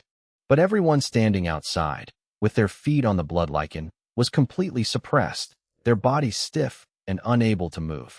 Can you help them resist this mental suppression? I asked quickly, my voice low. I'll do my best, but I won't be able to keep it up for long, Ren Xiu replied. Start lifting the suppression for them. Leave the rest to me. I nodded. Brother Jiang, you can act without worry. Rin Shiyu's eyes shone with determination. Begin. Her eyes suddenly lit up like the starry sky, sparkling so brightly that one couldn't look away. A transparent light, like an invisible ripple, spread out from her body, sweeping across the battlefield. Instantly, the suppressed people felt a wave of relief, as if a massive boulder had just been lifted off their chests. Hurry, keep fighting. A gentle yet cold female voice echoed directly in everyone's consciousness. A psychic awakened. Everyone froze for a split second before immediately realizing they had just been assisted by a psychic awakened. It had to be the beautiful girl in Brother Zhang's vehicle. Zhi Liang reacted very quickly, his eyes immediately darting toward the base vehicle. Beneath its front bumper, a gleaming metal nozzle had emerged. It's starting again. Seeing that, Zhi Liang's heart pounded, his eyes filled with excitement. Starting what? Xiaoqi was still dazed, not quite understanding. Right then, a loud whoosh rang out. From beneath the minibus, a ferocious dragon of fire spewed forth. In an instant, a sea of flames engulfed the charging mutated beasts, simultaneously incinerating the entire layer of blood lichen beneath their feet. So you like using mental attacks, huh? Let's see what you can do when you're burned to a crisp. As the fire crackled and roared, I watched a massive patch of blood lichen burn violently, sparks flying endlessly into the air. The blazing inferno acted like a sharp blade, directly severing the connection between the broodmother's mental will and the blood lichen. Xiaoqi and the others shuddered, clearly feeling that the mental pressure from earlier had completely vanished. The flamethrower sprayed a mixture of thickened gasoline and accelerants. This kind of fire couldn't be put out even with water. It burned whatever it stuck to, causing severe and prolonged burns. The mutated beasts swallowed by the flames were charred in just a few breaths, their flesh blistering. Some howled miserably before collapsing to the ground. With the blood lichen destroyed, the mutated beasts lost control. Instead of attacking the convoy together, they began crashing chaotically into their own kind. Right at that moment, a giant ape the size of a small mountain appeared, bearing a pair of fangs nearly half a meter long. Its fur was as stiff as steel needles, and every leap it took left deep craters in the ground. Ahead of it was a mutated crocodile over 10 meters long, its back covered in bizarre, hand-sized scales, dragging across the ground and carving a deep trench. Up to 10 level 2 mutated beasts were thundering straight toward my convoy, tossing aside any other beasts that got in their way. Behind them, a colossal blood-red silhouette slowly emerged. It was an incredibly grotesque giant insect, nearly 10 meters long with a bloated body. Fleshy wings covered in red bristles seemed to be sprouting from its back, making it look as if it were evolving into some kind of bird. Yet, trailing behind it was a massive, lizard-like tail. Its forehead was clustered with compound eyes, and pitch-black tentacles whipped the ground like steel lashes as it scuttled forward at lightning speed. A mutant abomination, bearing the traits of a bird, a beast, and an insect all at once. Round red crystals constantly dripped from its body, melting into the scorched earth and forming a fresh layer of blood lichen. The broodmother. Upon seeing this monster, everyone thought of the exact same name almost simultaneously. Through the vehicle's window, I stared intently at the broodmother, my eyes lighting up. You finally showed up. I quickly gauged the distance, a clear calculation forming in my mind.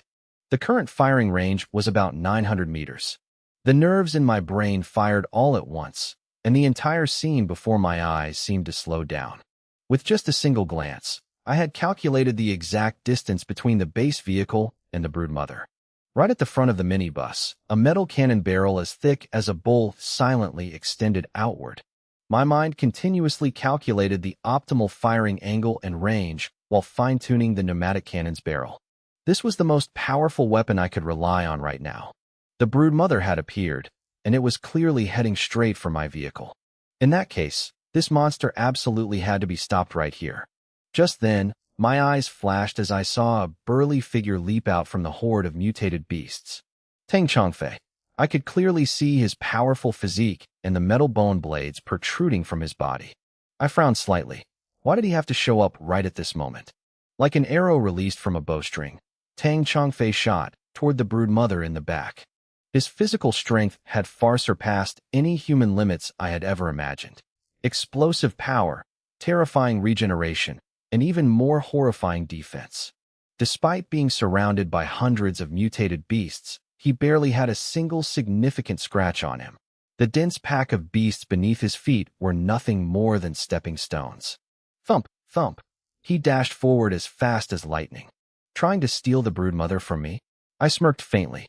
Honestly, there were quite a few moments where I believed that with just one shot from the pneumatic cannon, I could completely obliterate Tang Chongfei.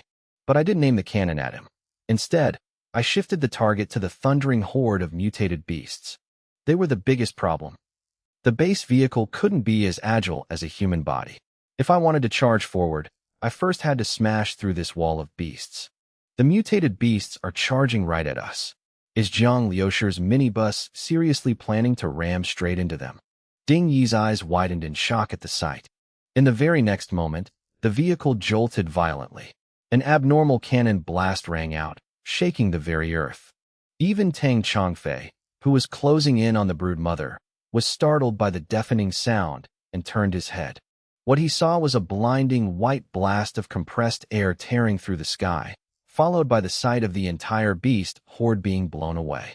The leading level 2 mutated beasts were sent flying dozens of meters away. One of them took a devastating hit, its body hurtling straight toward the broodmother. The blood-red broodmother opened its massive maw and, with a sickening crunch, swallowed the beast whole without even chewing. That sight gave everyone goosebumps. Too brutal. The minibus, like a wild beast out of control, charged straight at the broodmother. The path ahead had been cleared. The mutated beasts were either severely injured by the pneumatic cannon or blown away entirely. Only a few stragglers remained in the way, and they were quickly rammed aside by the front bumper. At the same time, Tang Chongfei had closed in on the broodmother. Swinging his arms fiercely, the sharp bone blades extending from his knuckles slashed straight toward its underbelly. But before he could even touch it, the broodmother opened its mouth and spewed out a terrifying blast of air, carrying countless jagged bone fragments. Clang, clang, clang. A series of metallic clashes rang out across Tang Chongfei's body. He was knocked back several meters, completely unable to reach his target. Before he could even regain his footing, massive shadows loomed over his head. They were the broodmother's meter-long tentacles. Boom. All the tentacles whipped down violently, smashing Tang Chongfei straight into the ground. The frozen earth where he had just been standing cracked open, forming a deep crater. This power was truly terrifying. Seeing that, my expression inside the minibus turned grave. At the same time, the broodmother began to change direction, charging straight toward the vehicle, its massive body dragging countless trails of blood lichen across the ground. Shiyu, I shouted. Ren Shiyu gritted her teeth, focusing all her mental energy, and unleashed a wave of mental suppression straight at the broodmother. Its colossal body paused for a split second. Shiyu's eyes flashed. She knew very well that this was her absolute limit. She could only make the broodmother halt for a fleeting moment. But that moment was enough. The minibus barreled forward like a violent tornado. By the time the broodmother could move again, its soft underbelly had collided head-on with the vehicle. The V-shaped rammer plunged deep into its thick flesh. It worked. Inside the vehicle, Li Yusin and the others couldn't help but cheer. The broodmother's body was pressed right up against the windshield, so close that only a thin layer of glass separated them. The visual impact was suffocatingly intense. But in the very next second, an agonizing shriek tore through the air. I clearly felt the vehicle tilt violently, the world outside seemingly turning upside down. Li Yusin panicked, realizing something was wrong. Outside, countless long black tentacles appeared, wrapping tightly around the vehicle's body, squeezing so hard that the metal let out horrifying creaking sounds. Warning: vehicle body alloy damaged. Damage level 1%. I froze. It had only just started, and the vehicle body was already damaged. I knew the durability of this alloy very well. Even if it faced over a dozen mutated beasts at once, the vehicle would only suffer minor scratches. Yet the crushing force from the broodmother's tentacles was equivalent to the impact of numerous mutated beasts hitting it simultaneously. The black tentacles slowly pulled the heavy vehicle away from the broodmother's body.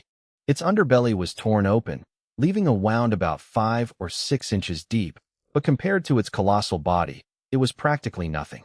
Within the torn flesh, a metallic gleam shone through. It was as if the broodmother's muscles had metallized, becoming terrifyingly tough. The documents stated that the broodmother ate everything, including metal, but I never expected that devouring metal would cause its muscles to metallize to such a rigid degree. My expression grew heavy.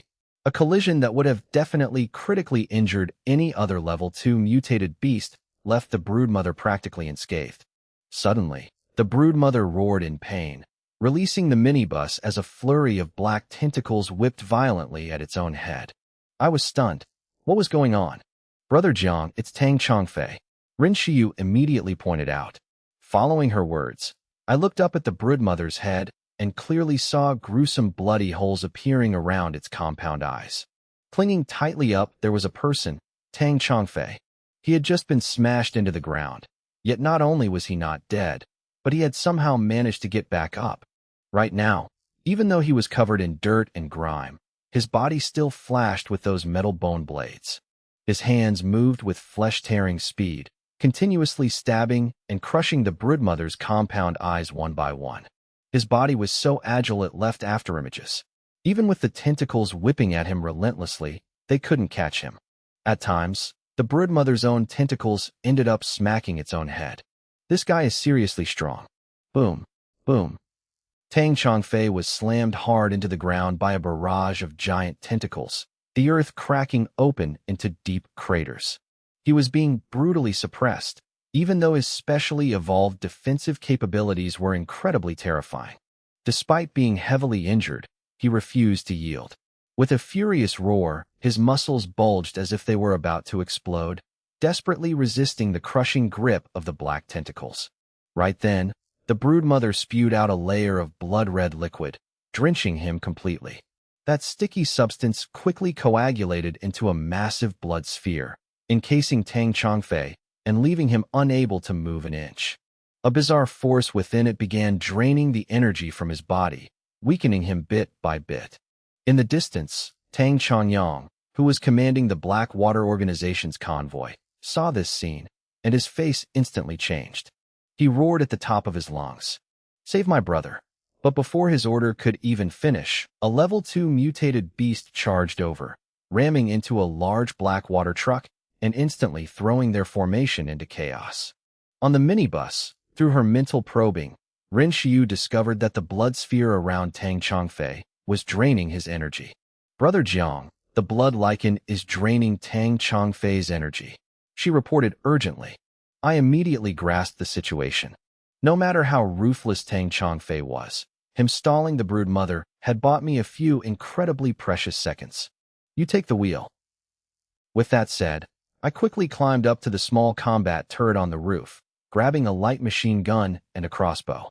Something I thought I'd never use had finally become useful. I aimed straight at the blood sphere trapping Tang Chongfei, knowing I couldn't let him die just yet. He still had value in distracting the broodmother. I drew the bow and fired 6 black seeds in rapid succession, the seeds of the mutated vines. 2 seeds shot straight into the blood sphere, while the remaining 4 embedded themselves into the wounds around the broodmother's eyes. Instantly, the seeds sprouted, absorbing energy and growing wildly. In just a moment, the blood sphere withered, losing all its power. Tang Chongfei dropped straight to the ground, breaking free from his confinement. At the same time, the vines burrowed deep into the broodmother's body through its wounds, invading its internal organs and making it shriek in agony. The broodmother's black tentacles hastily wrapped around the vines and tore them apart, but the area around its eyes had already been severely destroyed, revealing deep, gaping wounds. Right then, a decisive roar echoed in my mind. Acceleration mode, engaged. The minibus was only 7 or 8 meters away from the broodmother. The V-shaped rammer gleamed with a cold light as it pierced straight into its belly. Still trying this. This move isn't very effective. Nearby, Shao-Chi was swapping guns while fighting, his old barrel glowing red-hot. His eyes were filled with worry as he glanced at the minibus charging at the broodmother. But immediately after, Ji Liang's eyes widened. What kind of move is this? The minibus crashed into the broodmother's body again, and suddenly, a pair of giant mechanical arms extended from both sides, frantically stabbing deep into its compound eyes. Originally, these mechanical arms were used for digging holes and clearing obstacles, possessing immense power. Now, they had become tools to tear open the wounds in the broodmother's eyes. Even though its body had metallized, it still couldn't withstand it. Blood and flesh splattered everywhere. In the combat turret, I pulled the trigger of the light machine gun, pouring a hail of bullets straight into the wounds the mechanical arms had just dug open. It drove the broodmother into a frenzy of pain. The ink-black tentacles continuously hammered against the vehicle's body. Some even wrapped around the mechanical arms, desperately trying to rip them off the base vehicle.